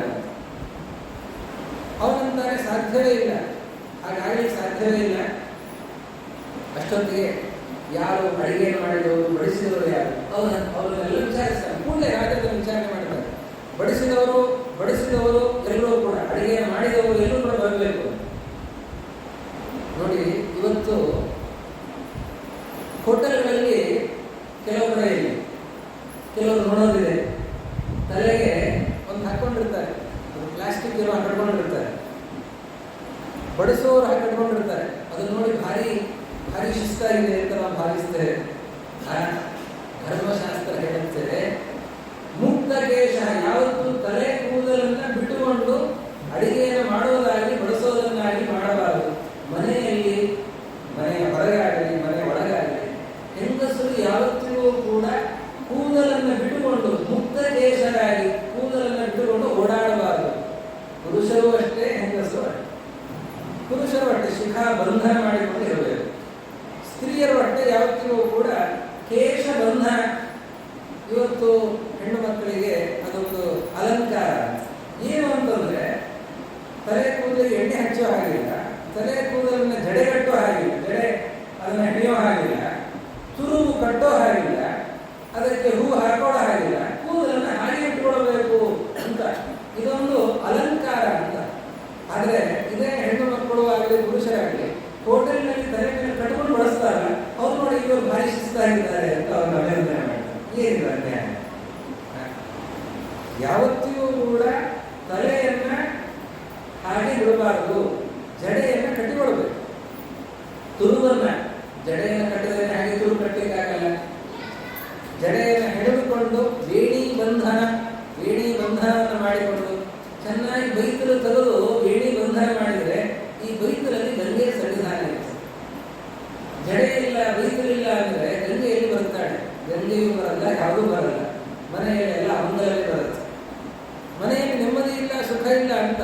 ಮನೆ ಮಂಗಲ ದ್ರವ್ಯಗಳು ಯಾವುದಿಲ್ಲ. ಒಂದು ಬೈತಲು ತೆಗೆದು ಜಡೆಯನ್ನು ಕಟ್ಟೋಳಲ್ಲ, ಕೈಯಲ್ಲಿ ಬಳೆ ಇಲ್ಲ, ಹಣೆ ಮೇಲೆ ಕುಂಕುಮ ಇಲ್ಲ, ಮನೆಯಲ್ಲಿ ನೆಮ್ಮದಿ ಇಲ್ಲ ಅಂತ ಎಲ್ಲಿ ಬರಬೇಕು?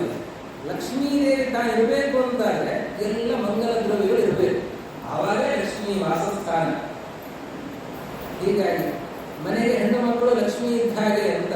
ಯಾಕೆ ಮನೆಯಲ್ಲಿ ಹೆಣ್ಣು ಮಕ್ಕಳು ಲಕ್ಷ್ಮೀ ಇದ್ದ ಹಾಗೆ?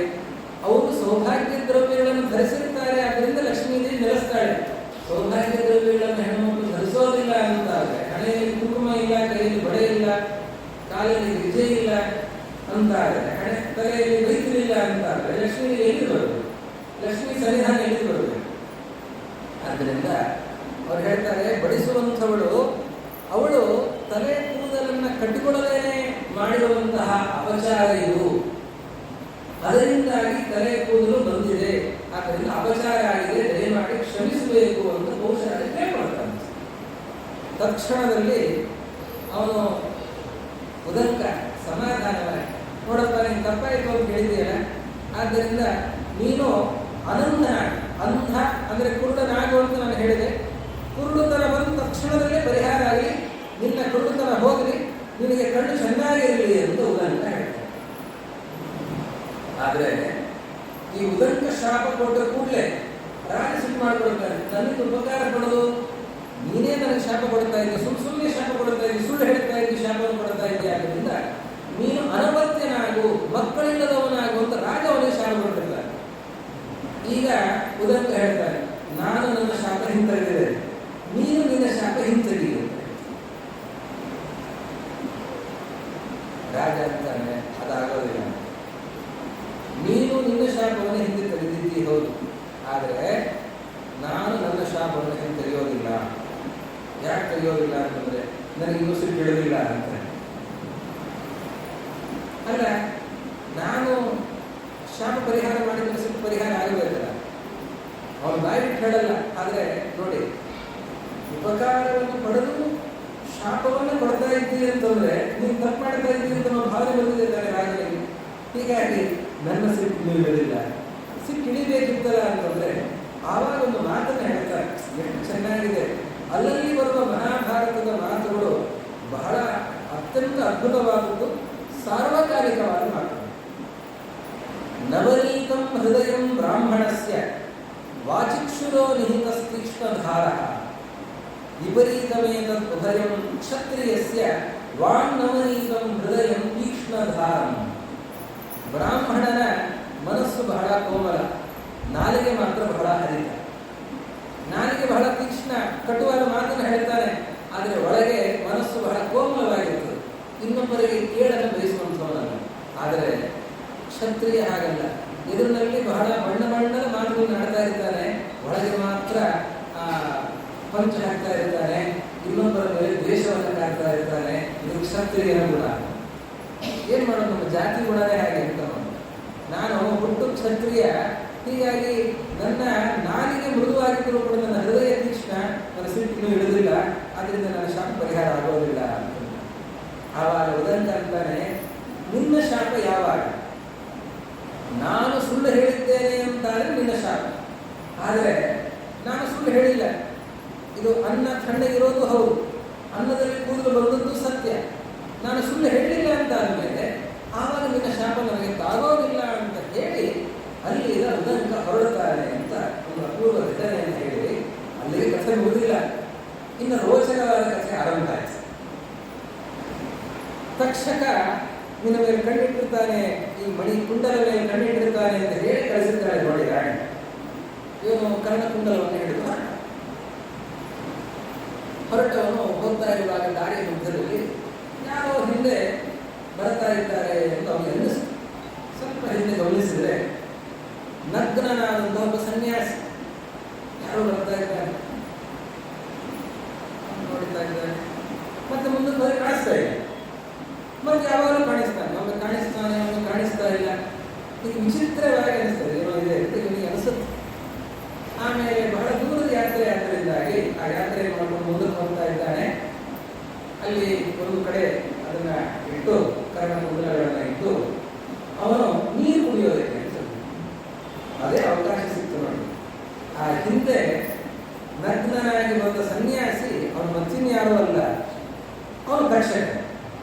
ಆ ತಕ್ಷಣದಲ್ಲೇ ಆ ಕರ್ಣಕುಂಡಲಗಳನ್ನ ತಗೊಳ್ತಾನೆ. ಕರ್ಣಕುಂಡಲಗಳನ್ನು ತಗೊಂಡು ಅಲ್ಲೇ ಭೂಮಿಯನ್ನು ಕೊರೆದು ಅಲ್ಲೇ ಬಿಲ ಮಾಡಿ ಅಲ್ಲಿ ಇರೋ ಭೂಮಿಯ ಒಳಗಡೆ ಹೊರಡ್ತಾ ಇತ್ತು. ಇವನು ಬಂದು ನೋಡ್ತಾನೆ, ಬಂದು ನೋಡಿದ್ರೆ ಕರ್ಣಕುಂಡಲ ಅಪಹಾರ ಆಗಿದೆ, ಅಲ್ಲಿ ಅವ್ನು ತಗೊಂಡು ಹೋಗಿ ಕಾಣಿಸ್ತಾನೆ. ಎಂಥ ಕೆಲಸ ಆಗುತ್ತೆ ಇದು, ನಾನು ಇಡಬಾರದು. ಆದರೆ ಇಡದೇನೆ ಹಾಗೆ ನೀರು ಕುಡಿಯೋದು ಹಾಗೆ. ಹೇಗೆ ನೋಡಿ, ಆ ಮಹಾರಾಣಿ ಕೊಟ್ಟಿರುವ ಕರ್ಣಕುಂಡ ಮಹಾರಾಣಿಯೇ ಕಾಣಿಸಿರ್ಲಿಲ್ಲ. ಯಾಕೆ? ಅಶುಚಿಯಾಗಿ ಹೋದಾಗ. ನಾನು ಹಾಗೆ ಆ ಕರ್ಣಕುಂಡಲಗಳನ್ನೇ ಹಿಡಿದುಕೊಂಡು ಹೋಗಿ ನೀರು ಕುಡಿತೇನೆ, ಕರ್ಣಕುಂಡಲಗಳನ್ನೇ ಹಿಡಿದುಕೊಂಡೆ ಹಾಗೆ ತಿಂತೇನೆ ಅಂತಂದ್ರೆ ಅಶುಚಿಯಾಗಿದ್ರೆ ಆವಾಗ ಆ ಕರ್ಣಕುಂಡಲ ಹೊರಟೋಗ್ಬಿಟ್ರೆ ನಾನೇನ್ ಮಾಡಲಿ ಅಂತ ಆಲೋಚನೆ ಮಾಡ್ತಾನೆ ಉದಂಕ. ಹೀಗಾಗಿ ಆ ಕರ್ಣಕುಂಡಲಗಳನ್ನು ಇಟ್ಟು, ಅನಿವಾರ್ಯವಾಗಿ ಕರ್ಣಕುಂಡಲಗಳನ್ನು ಇಟ್ಟು ನೀರು ಕುಡಿಯೋದು ಪರಿಹಾರ. ಈಗ ಕರ್ಣಕುಂಡಲ ಅಪಹಾರ ಏನ್ ಮಾಡ್ತಾರೆ? ಇವನಂದ್ರೆ ಏನಿದೆ? ಬ್ರಹ್ಮಚಾರಿ. ಬ್ರಹ್ಮಚಾರಿ ಅಂದ್ರೆ ಒಂದು ದಂಡ ಇದೆ, ಬಿಟ್ಟರೆ ಮತ್ತಿನ್ನೇನಿಲ್ಲ. ಆ ದಂಡ ಹಿಡಿದು ಅಗಿತಾ ಇದ್ದಾನೆ. ಅಲ್ಲಿ ತಕ್ಷಕ ಹೋಗಿದ್ದಾನೆ. ಆ ತಕ್ಷಕ ಹೋದ ಸರ್ಪ ಹೋದಂತಹ ಜಾಗದಲ್ಲಿ ನೀವು ಹೋಗ್ಲಿಕ್ಕೆ ಸಾಧ್ಯ ಇದೆಯಾ? ಇವನು ಏನು ಅಗಿತಾ ಇದ್ದಾನೆ, ಹಾಗಾದ್ರೆ ಅಲ್ಲಿ ಸಿಗತ್ತ, ತಕ್ಷಕ ಸಿಗ್ತಾನ, ಕರ್ಣಕುಂಡಲ ಸಿಗತ್ತ? ತಕ್ಷಣದಲ್ಲೇ ಅವನಿಗೆ ಪರಮಾನುಗ್ರಹ ಆಯಿತು. ಇಂದ್ರದೇವರು ಆ ದಂಡದ ತುದಿಗೆ ವಜ್ರಾಯುಧವನ್ನು ಸೇರಿಸಿಬಿಟ್ಟರು. ಮುಟ್ಟಿದ್ರೆ ಭೂಮಿ ಬಿಟ್ಟು ಭಾಗ ಬಿರಿದು ಹೋಗ್ತಾ ಇದೆ. ಬಹಳ ಸಂತೋಷ ಆಗಿರುತ್ತೆ ಅಲ್ಲಿ ಅವನಿಗೆ. ಅವನ ದಂಡದಿಂದ ಭೂಮಿಯನ್ನು ಅಗದಂತೆ ಅಗದು ಭೂಮಿಯ ಹೊರಭಾಗಕ್ಕೆ ಹೋಗ್ತಾನೆ. ಎಲ್ಲಿಗೆ ಹೋಗಿದೆ ಅಂತಂದ್ರೆ ನೇರವಾಗಿ ಪಾತಾಳಕ್ಕೆ ಹೋಗಿದೆ. ಸರ್ಪಲೋಕ ನೋಡಿ, ನಾಗಗಳೆಲ್ಲ ಇರೋದು, ಸರ್ಪಗಳೆಲ್ಲ ಇರೋದು ಪಾತಾಳದಲ್ಲಿ. ಆ ಸರ್ಪಲೋಕಕ್ಕೆ ಹೋಗ್ತಾ ಇದ್ದಾನೆ. ಸರ್ಪಲೋಕಕ್ಕೆ ಹೋದರೆ ಎಲ್ಲಿ ನೋಡಿದರೂ ಕೂಡ ಅಂತ ಹೊಡಿತಾ ಇವೆ ಎಲ್ಲ ಸರ್ಪಗಳು, ಸರ್ಪಗಳ ತಲೆ ಮೇಲೆ ಮಣಿಗಳು, ಬೇರೆ ಬೇರೆ ಕಡೆ ವಿಚಿತ್ರವಾದಂತಹ ವೇಷಗಳು, ಅವರೆಲ್ಲ ಹಾಕೊಂಡಿರುವಂತಹ ಕರ್ಣಕುಂಡಲಗಳು. ಅದನ್ನೆಲ್ಲ ನೋಡುವಾಗ ಈ ರಾಣಿ ಕೊಟ್ಟಿರುವ ಕರ್ಣಕುಂಡಲ ಯಾವುದು, ನಾನು ಎಲ್ಲಿಂದ ತಗೊಳ್ಬೇಕು, ತಕ್ಷಕ ಯಾವುದು, ಅದನ್ನು ಗುರುತಿಸೋದು ಹೇಗೆ? ತಕ್ಷಕವನ್ನು ಗುರುತಿಸಬೇಕು, ಕರ್ಣಕುಂಡಲಗಳನ್ನು ಗುರುತಿಸಬೇಕು, ಅದನ್ನು ಪಡೆದುಕೊಳ್ಳಬೇಕು. ಈ ಸರ್ಪಗಳು ಬೇರೆ, ಭಯಂಕರವಾದ ವಿಷಸರ್ಪಗಳು. ಇದರಿಂದ ಇವನು ಹೋಗುವಾಗ ಏನಾಯ್ತು ಅಂತಂದ್ರೆ ಅಲ್ಲಿ ಒಬ್ಬ ಸಿಕ್ಕಿದ್ದಂತೆ ಪುರುಷ. ಎಲ್ಲಿ ಹೋಗ್ತಾ ಇದ್ದೇನೆ, ಇದರ ಮೊದಲು ಎಲ್ಲಿ ಹೋಗ್ತಾ ಇದ್ದೇನೆ,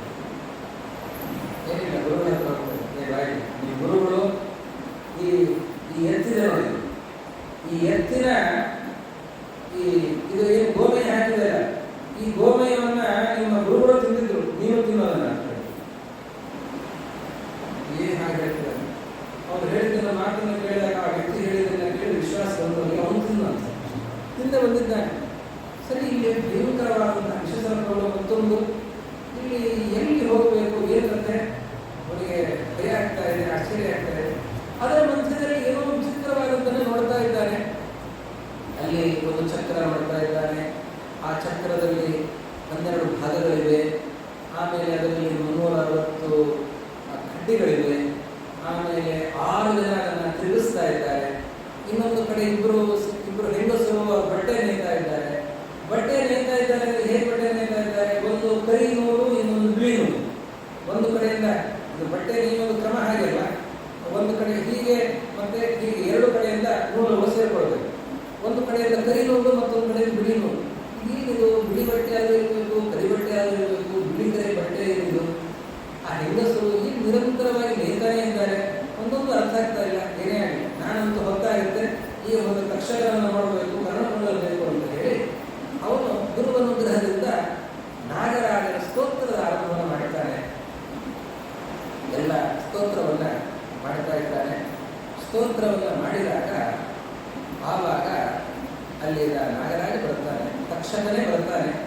ತಕ್ಷಕನೇ ಬಂದು ಅವನು ಕರ್ಣಕುಂಡಲಗಳನ್ನ ಕೊಡ್ತಾನೆ. ಕೊಡುವಂತಾಗತ್ತೆ ಇವನ ಶಕ್ತಿಗೆ. ಅದು ಕೂಡಲೇ ಸರ್ಪಗಳು ಬರಲ್ಲ. ಆವಾಗ ಒಂದು ಕುದುರೆ ಕಾಣಿಸುತ್ತದೆ. ಕುದುರೆ ಮೇಲೆ ಒಬ್ಬ ವ್ಯಕ್ತಿ ಇರ್ತಾರೆ. ಅವ್ರು ಕರೀತಾರೆ, ಬಾರಿ ಏನು ಅಂತ, ಏನ್ ಬೇಕಾಗಿ, ಯಾಕೆ ಹುಡುಕ್ತಾ ಇದ್ದೆ, ಏನು ಹುಡುಕ್ತಾ ಇದ್ದೆ? ಇಲ್ಲಿ ನಾಗಲೋಕದಲ್ಲಿ ಮುಂದೇನು ಕೆಲಸ ಅಂತ. ನಾಗಲೋಕದಲ್ಲಿ ಮುಂದೇನು ಕೆಲಸ ಅಂತಂದ್ರೆ ನಮ್ಮ ಗುರುಗಳಿಗೆ ನಾನು ಗುರುದಕ್ಷಿಣೆ ಕೊಡಬೇಕಾಗಿದೆ, ಹೌದಾ? ಎಲ್ಲ ಹೇಳ್ತಾನೆ. ತಕ್ಷಕ ನನ್ನ ಗುರುಪತ್ನಿಗೆ ತಲುಪಿಸಬೇಕಾದ ಕರ್ಣಕುಂಡಲಗಳನ್ನು ತಕ್ಷಕ ತಗೊಂಡು ಹೋಗಿದ್ದಾನೆ. ಹಾಗಾದ್ರೆ ಒಂದು ಕೆಲಸ ಮಾಡು, ಒಂದು ಕುದುರೆ ಇದೆ, ಭಾರಿ ಎತ್ತರದ ಕುದುರೆ ಇರ್ತದೆ. ಆ ಕುದುರೆ ಪೃಷ್ಠಭಾಗದಲ್ಲಿ ಊದು ಅಂತ ಹೇಳ್ತಾನೆ. ಅವನು ಹೇಳಿದಂತೆ ಅವನು ಏನ್ ಹೇಳ್ತಾನೆ, ಕೆಲಸ ಆಗಬೇಕಾಗಿದೆ. ಅದಕ್ಕೆ ಅವನು ಹೇಳಿದಂತೆ ಅವನು ಕೂಡಲೇ ಹೋಗಿ ಆ ಕುದುರೆ ಪೃಷ್ಠಭಾಗದಿಂದ ಊದ್ತಾನೆ. ಊದಿದರೆ ಆ ಕುದುರೆ ಎಲ್ಲಾ ಭಾಗದಿಂದಲೂ ಕೂಡ ಬೆಂಕಿ ಹೊರಬರ್ತಾ ಇದೆ. ಭಾರಿ ಹೊಗೆ, ಬೆಂಕಿ ಎಲ್ಲ ಕಡೆಯಿಂದ ಹೊರಬರ್ತಾ ಇದೆ. ಕಣ್ಣಿನಿಂದ, ಕಿವಿಯಿಂದ, ಬಾಯಿಯಿಂದ ಎಲ್ಲ ಕಡೆಯಿಂದ ಬೆಂಕಿ ಬರುತ್ತೆ. ಇದೇನಿದು ಅಂತ ಆಶ್ಚರ್ಯ ಪಡ್ತಾನೆ. ನೋಡಿದರೆ ಇಡೀ ನಾಗ ಲೋಕವನ್ನೆಲ್ಲ ಆ ಬೆಂಕಿ ಆವರಿಸ್ತಾ ಇದೆ, ಹೊಗೆ ಕಬಳಿಸ್ತಾ ಇದೆ. ತಕ್ಷಕ ಒಳ್ಳೆ ಒಳ್ಳೆದು ಹೆದರಿಕೆ. ಸರ್ಪಗಳಿಗೆ ಈ ಅಗ್ನಿ ಅಂತಂದ್ರೆ ಭಯ ನೋಡಿ, ಬೆಂಕಿಯ ಹೆದರಿಕೆ. ಆ ಬೆಂಕಿಯ ಹೆದರಿಕೆಗೆ ಅನಿವಾರ್ಯವಾಗಿ ತಕ್ಷಕ ಬರಬೇಕಾಯ್ತು. ತಕ್ಷಕ ಬಂದು ಆ ಕರ್ಣಕುಂಡಲಗಳನ್ನು ಕೊಡ್ತಾನೆ. ಕರ್ಣಕುಂಡಲಗಳನ್ನು ಕೊಡ್ತಾನೆ. ಇವನ ಕರ್ಣಕುಂಡಲಗಳನ್ನು ಹಿಡಿದುಕೊಂಡು ಉದಂಕ ಹೊರಡಬೇಕು. ಪಾತಾಳ ಬಂದಿದ್ದಾನೆ. ಗುರುಪತ್ನಿ ಹೇಳಿದರೆ 4ನೇ ದಿವಸದ ಕಾರ್ಯಕ್ರಮ ನೀವು ಕರ್ಣಕುಂಡಲ ತಗೊಂಬ. ಇವನು ಇಲ್ಲಿಗೆಲ್ಲ ಬಂದಿದ್ದಾನೆ.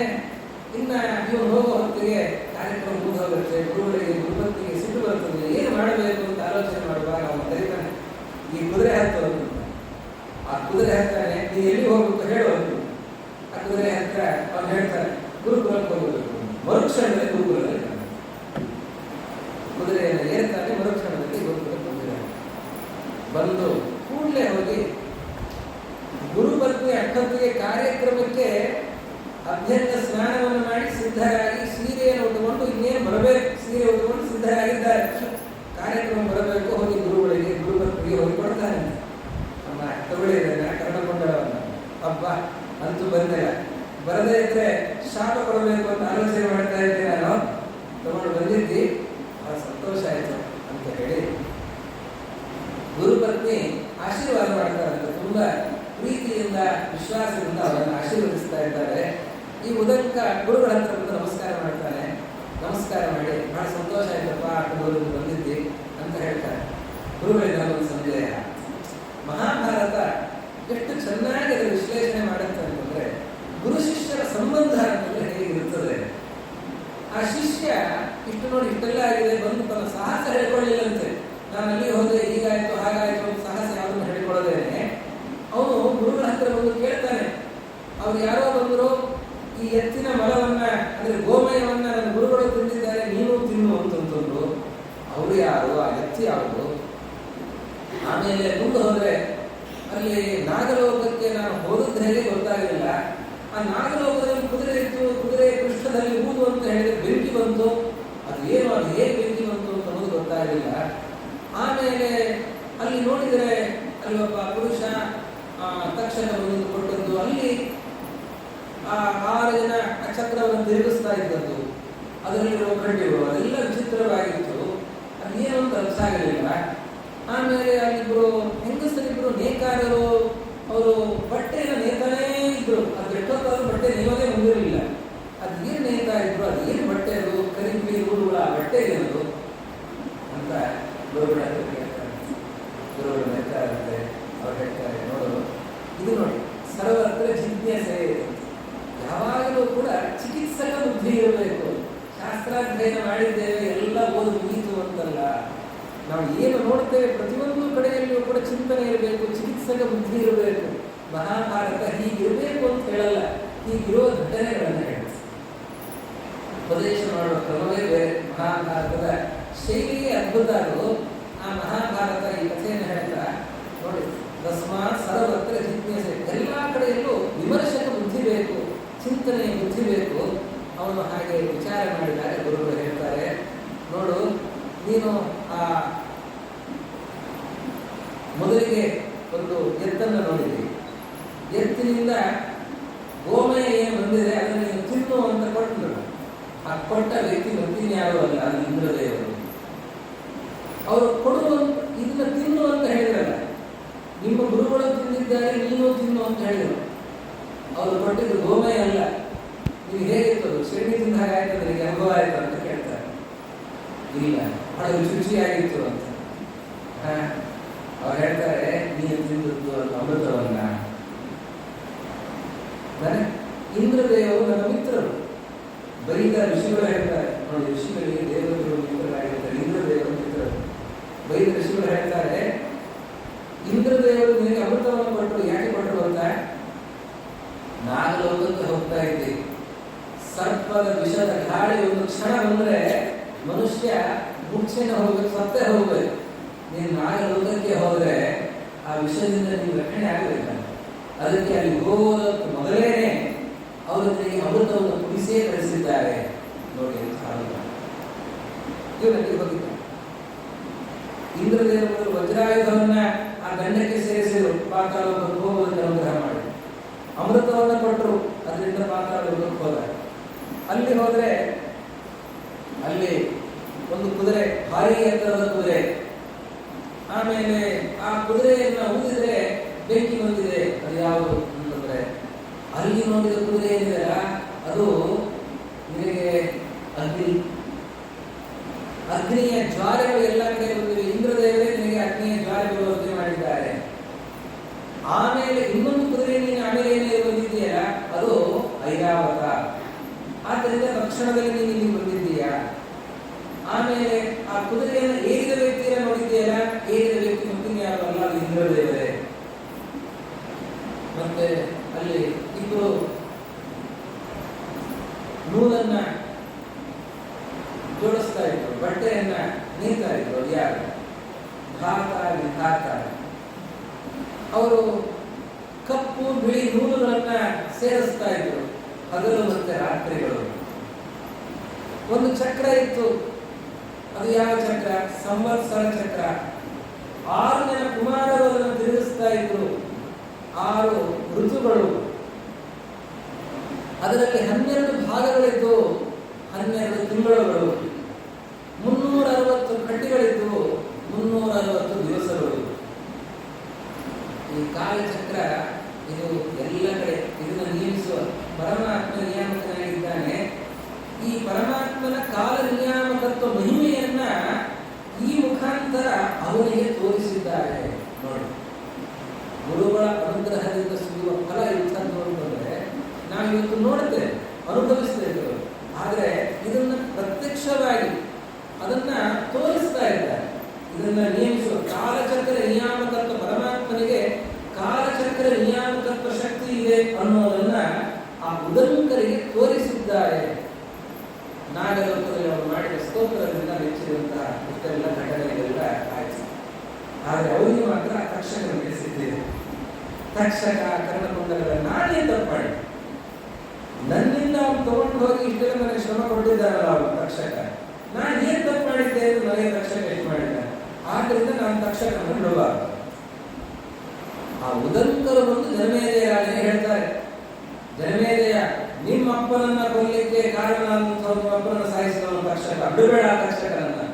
ಆ ತಕ್ಷಕನ ಮೇಲೆ ಸೇಡನ್ನ ತೀರಿಸ ತಿಳಿಸ್ಕೊಳ್ಬೇಕಲ್ಲ, ಜನಮೇಜಯನ ಮುಖಾಂತರ ತಿಳಿಸ್ಕೊಳ್ತಾರೆ.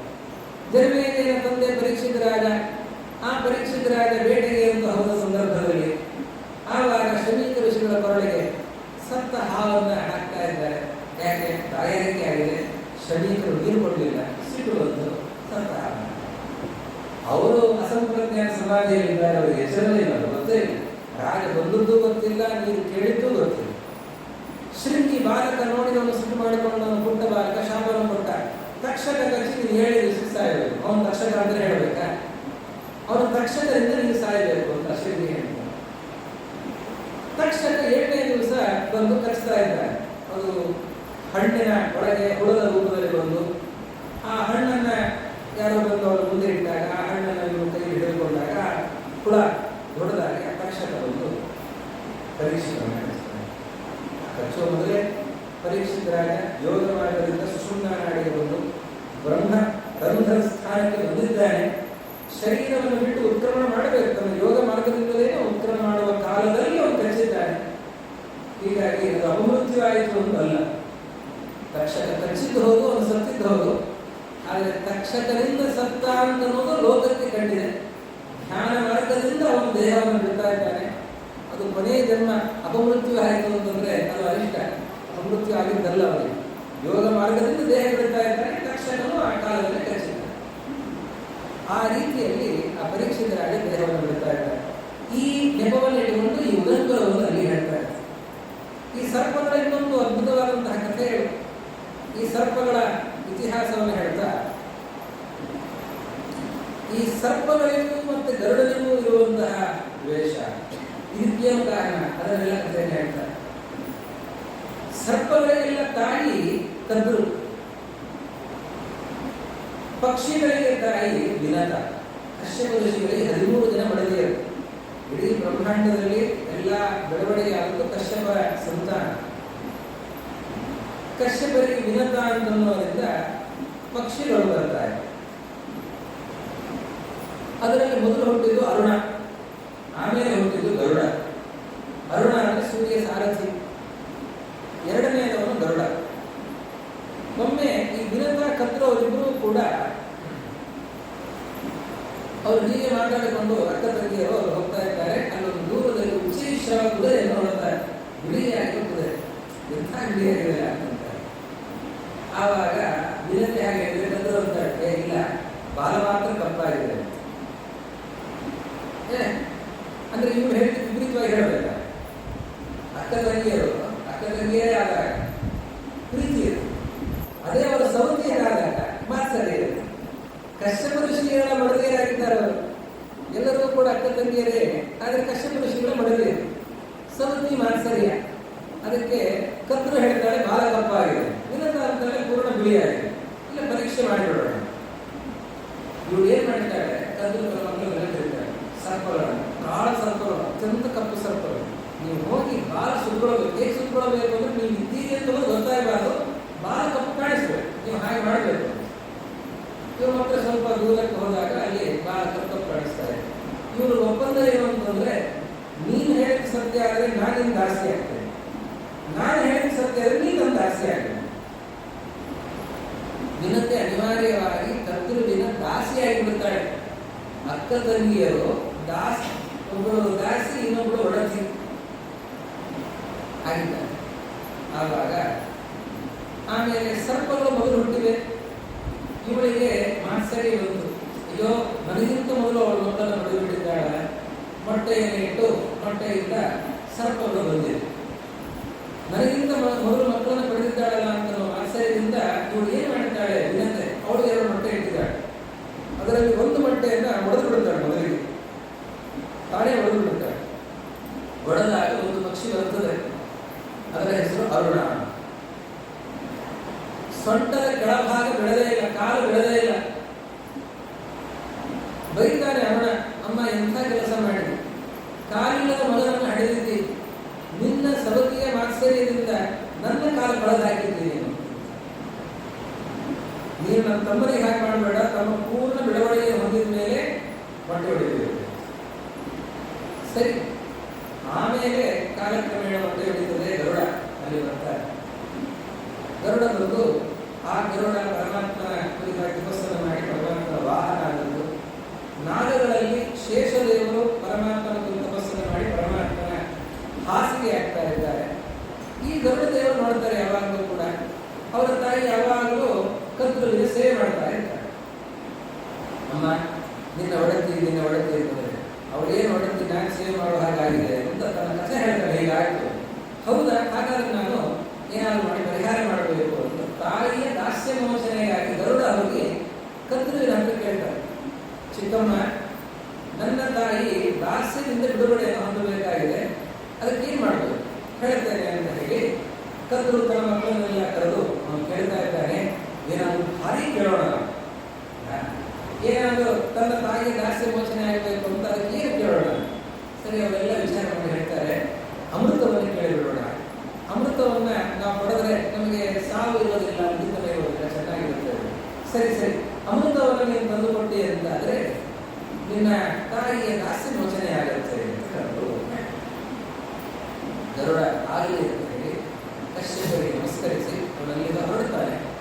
ಹೊರಟವನು ದೇವಲೋಕಕ್ಕೆ ಹೋಗಿ ಅಲ್ಲಿನ ಅಮೃತವನ್ನು ತರಬೇಕು ಅಂತಂದ್ರೆ ಇಂದ್ರದೇವರ ಅಮೃತವನ್ನು ಸುಮ್ಮನೆ ಹಾಗೆ ಇಟ್ಟಿರ್ತಾರೆ. ಇವತ್ತು ಸಣ್ಣ ಪುಟ್ಟ ನಮ್ಮನೆ ಬೆಳ್ಳಿ ಬಂಗಾರಗಳನ್ನೇ ಎಷ್ಟೋ ಭದ್ರತೆಯನ್ನು ನಾವು ಕಾಪಾಡ್ತಾ ಇರ್ತೇವೆ. ಇನ್ನ ಇಂದ್ರದೇವರು ಅವರು ಆ ಅಮೃತವನ್ನು ಹಾಗೆ ಇಡ್ತಾರೆ, ಯಾರು ಬೇಕಾದ್ರೂ ತಗೊಂಡು ಹೋಗಿ ಅಂತ. ಅದಕ್ಕೆಲ್ಲ ಭಾರಿ ವ್ಯವಸ್ಥೆ ಇದೆ. ಅಗ್ನಿಯ ಆವರಣ ಇದೆ, ಸರ್ಪದ ಆವರಣ ಇದೆ, ಹೀಗೆ ಅನೇಕ ಆವರಣಗಳಿವೆ. ಆ ಆವರಣಗಳನ್ನು ದಾಟಿ ಯಾರು ಒಳಗಡೆ ಪ್ರವೇಶ ಮಾಡಲಿಕ್ಕೆ ಸಾಧ್ಯ, ಒಳಗೆ ಯಾರು ಹೋಗಲಿಕ್ಕೆ ಸಾಧ್ಯ. ಆದರೆ ಗರುಡದೇವರ ವ್ಯಕ್ತಿತ್ವ ಗರುಡದೇವರು ತಮ್ಮ ಕಾಲು ತುಳಿತದಿಂದಲೇ ರಕ್ತ ಆ ಸರ್ಪಗಳನ್ನು ದಮನ ಮಾಡಿ ಆಮೇಲೆ ಬಾಯಿಗೆ ಕೊಂಡ ನೀರಿನಿಂದ ಅಗ್ನಿಯನ್ನು ಶಮನಗೊಳಿಸಿ ಅಲ್ಲಿಗೆ ತಮ್ಮ ಮುಖದಿಂದಲೇ ತಮ್ಮ ಸಾಮರ್ಥ್ಯದಿಂದ ಅಮೃತದ ಕಲಶವನ್ನು ಹಿಡಿದುಕೊಂಡು ಹೊರಡುತ್ತಾರೆ. ಇಂದ್ರದೇವರಂತಾರೆ, ನಿಮ್ಮ ಸಾಮರ್ಥ್ಯವು ಇಂದ್ರದೇವರಿಗಿಂತ ಯೋಗ್ಯತೆಯಲ್ಲಿ ಗರುಡದೇವರು ಎತ್ತರ ಬಹಳ ದೊಡ್ಡವರು. ನಿಮ್ಮ ಸಾಮರ್ಥ್ಯವೂ ಗೊತ್ತು, ಮತ್ತೊಂದು ಗೊತ್ತು, ಅಯೋಗ್ಯರ ಪಾಲಾಗಬಾರದು ಅಮೃತ. ಅಷ್ಟನ್ನು ಮಾತ್ರ ನಾನು ಕೇಳಿಕೊಳ್ತೇನೆ. ಆಯಿತು ಅಂತ ಗರುಡದೇವರು ಹೋಗ್ತಾ ಇರುವಾಗ ಮಧ್ಯದಲ್ಲಿ ಅವರು ಒಂದು ಮರದ ಮೇಲೆ, ಯಮುನಾ ನದಿಯ ದಡದಲ್ಲಿ ಕದಂಬ ವೃಕ್ಷದ ಮೇಲೆ ಅಮೃತದ ಕಲಶವನ್ನು ಇಟ್ಟು ಅಲ್ಲಿ ನೀರಿನಲ್ಲಿರುವಂತಹ ದೊಡ್ಡ ದೊಡ್ಡ ಮೀನುಗಳನ್ನ ಅವರು ಸ್ವೀಕಾರ ಮಾಡ್ತಾ ಇರ್ತಾರೆ. ಅದು ಜಾತಿ ಗುಣ, ಹದ್ದಿನ ಜಾತಿ ನೋಡಿ ಗರುಡ ಅಂತ, ಅದಕ್ಕೆ ಅನುಗುಣವಾಗಿ ಮೀನನ್ನು ತಿಂತಾ ಇರ್ತಾರೆ. ಅಲ್ಲಿ ಸೌಂದರ್ಯ ಋಷಿಗಳು ತಪಸ್ಸನ್ನು ಮಾಡ್ತಾ ಇರ್ತಾರೆ. ಅವರ ಕಣ್ಣೆದುರಿಗೆ ಹಿಂಸೆಯನ್ನು ನೋಡಿ ಅವರಿಗೆ ಅಸಹ್ಯ ಅಂತ ಅನ್ಸುತ್ತೆ. ನೀನು ಇನ್ನೊಮ್ಮೆ ಇಲ್ಲಿ ಬಂದ್ರೆ ನಿನ್ನ ತಲೆ ಹೊಡಾಗಲಿ ಅಂತ ಸೌಂದರ್ಯ ಋಷಿಗಳು ಶಾಪವನ್ನು ಕೊಡ್ತಾರೆ ಗರುಡನಿಗೆ. ಅದಕ್ಕೆ ನೋಡಿ ರಮಣದ ದ್ವೀಪದಿಂದ ಕಾಳಿಗೆ ಓಡಿ ಬಂದದ್ದು ಈ ಯಮುನೆಯ ಈ ಭಾಗಕ್ಕೆ. ಯಾಕೆ ಅಂದರೆ ಅವನಿಗೆ ಗೊತ್ತಿತ್ತು ಸೌಂದರ್ಯ ಋಷಿಗಳ ಶಾಪ ಇದೆ ಗರುಡನಿಗೆ, ಗರುಡ ಇಲ್ಲಿ ಬರೋದಿಲ್ಲ ಅಂತ ಗೊತ್ತಿತ್ತು. ಅದಕ್ಕೆ ಆ ಕಾಳಿಯ ಈ ಯಮುನೆಯ ಈ ಭಾಗದಲ್ಲಿ ಕದಂಬ ವೃಕ್ಷ ಇತ್ತು. ಸುತ್ತಮುತ್ತ ಎಲ್ಲಾ ವೃಕ್ಷಗಳೆಲ್ಲ ಸುತ್ತೋಗಿದ್ದು, ಹಕ್ಕಿಗಳು ಹಾರ್ತಾ ಇರೋದು ಸುಟ್ಟು ಬಿಡ್ತಾ ಇತ್ತು. ಆದ್ರೆ ಕದಂಬ ಅಂತ ಒಂದು ವೃಕ್ಷ ಮಾತ್ರ ಇತ್ತು. ಅದ್ಯಾಕೆ ಅಂತಂದ್ರೆ ಆ ವೃಕ್ಷದ ಮೇಲೆ ಅಮೃತ ಕಲಶವನ್ನು ಇಟ್ಟಿದ್ದಲ್ಲ ಗರುಡ, ಆ ಕಾರಣದಿಂದ ಆ ಒಂದು ವೃಕ್ಷ ಇತ್ತು. ಆ ಮರವನ್ನ ಕೃಷ್ಣ ಏರಿ ಸ್ವಂತಕ್ಕೆ ಕಟ್ಟಿ ಯಮುನೆಯೊಳಗೆ ಹಾರ್ತಾರೆ ಅಂತ ನಾವು ಭಾಗವತದ ಕಥೆಯನ್ನ, ಹರಿವಂಶದ ಕಥೆಯನ್ನ. ಆ ಕದಂಬ ವೃಕ್ಷ ಜೀವಂತವಾದ ಆ ಕಾರಣದಲ್ಲಿ ಆ ಅಮೃತದ ಕಲಶವನ್ನು ಹಿಡಿದುಕೊಂಡು ಬರ್ತಾರೆ.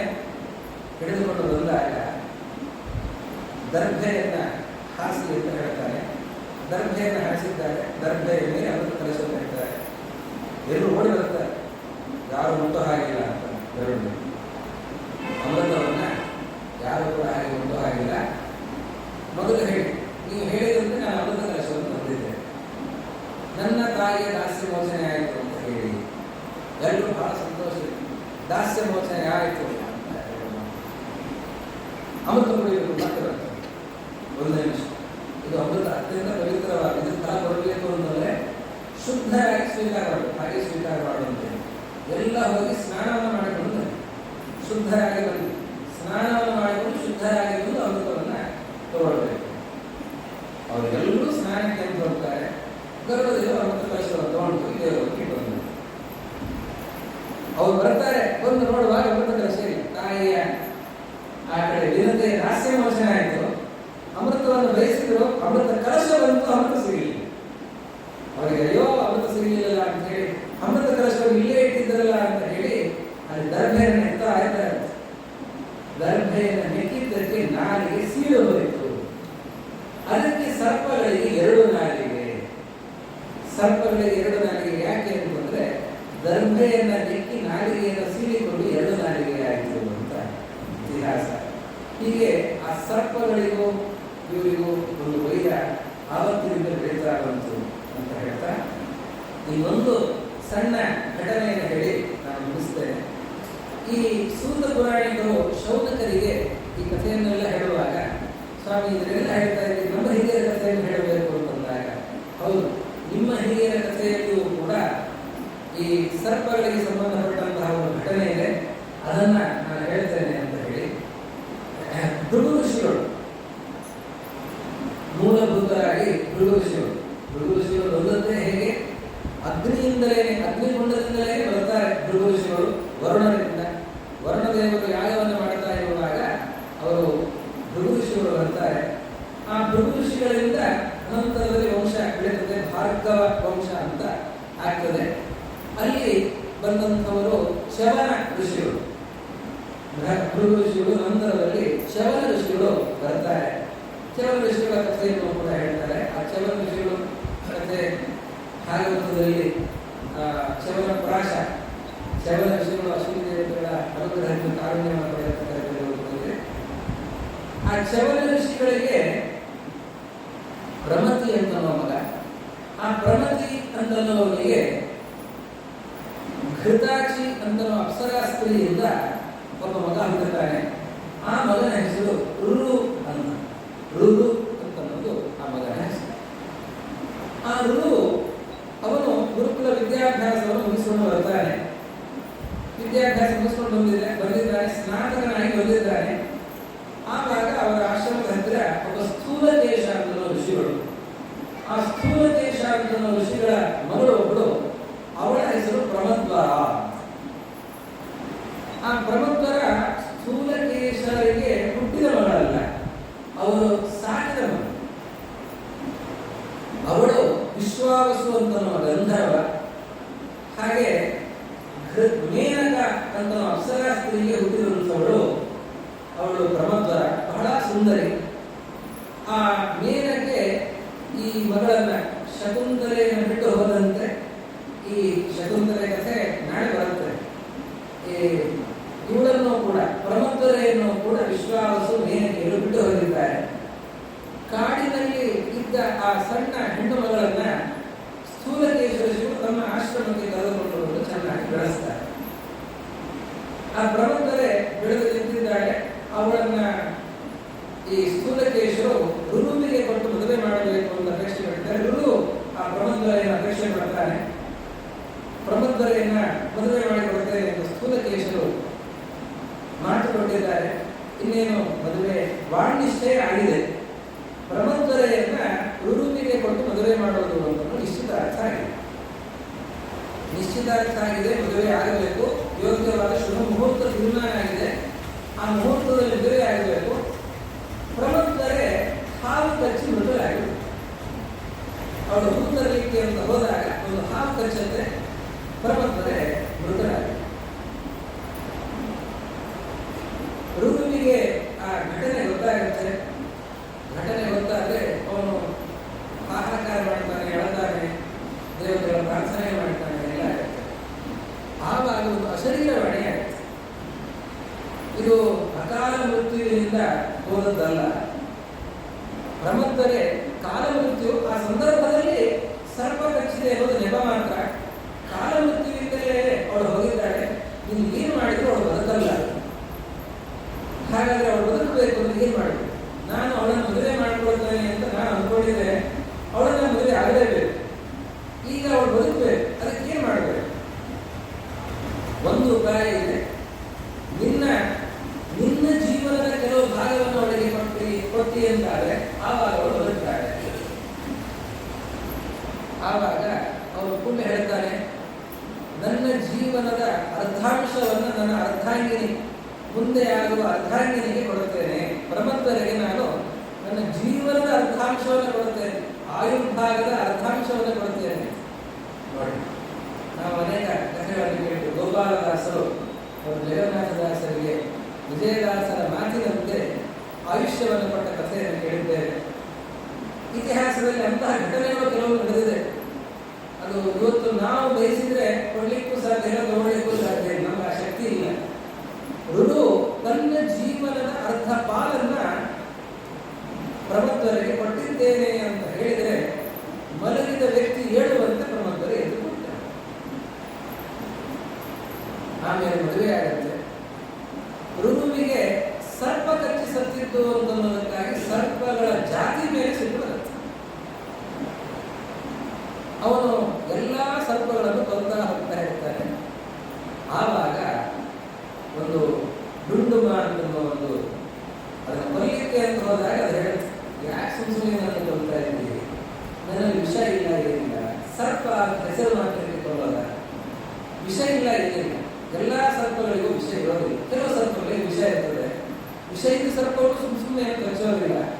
ಯಾವುದೋ ಒಂದು ಸರ್ಪ ನಿನ್ನ ಭಾವಿ ಪತ್ನಿಯನ್ನ ಕೊಂದಿದೆ ಅಂತಂದ ಮಾತ್ರಕ್ಕೆ, ಕಚ್ಚಿದೆ ಅಂತಂದ ಮಾತ್ರಕ್ಕೆ ಎಲ್ಲ ಸರ್ಪಗಳ ಮೇಲೆ ದ್ವೇಷ ಉಚಿತಲ್ಲ ಅಂತ ಆ ಋಣುವಿನ ಕಥೆಯನ್ನ ಹೀಗೆ ಹೇಳ್ತಾ, ಈ ಸರ್ಪಗಳಿಗೆ ಸಂಬಂಧಪಟ್ಟಂತ ಆಮೇಲೆ ಅವನು ಕೊಲ್ಲೋದನ್ನು ಬಿಡ್ತಾನೆ ಅಂತ.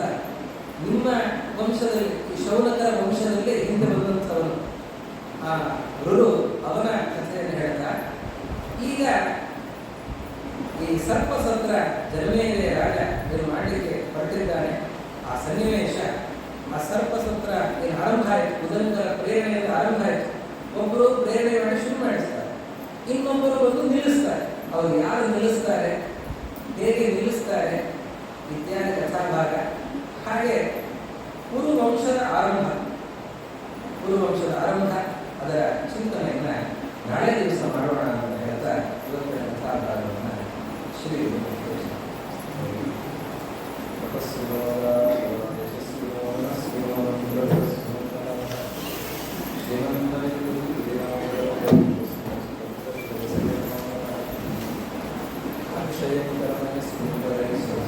ಶ್ರೀಮಂತ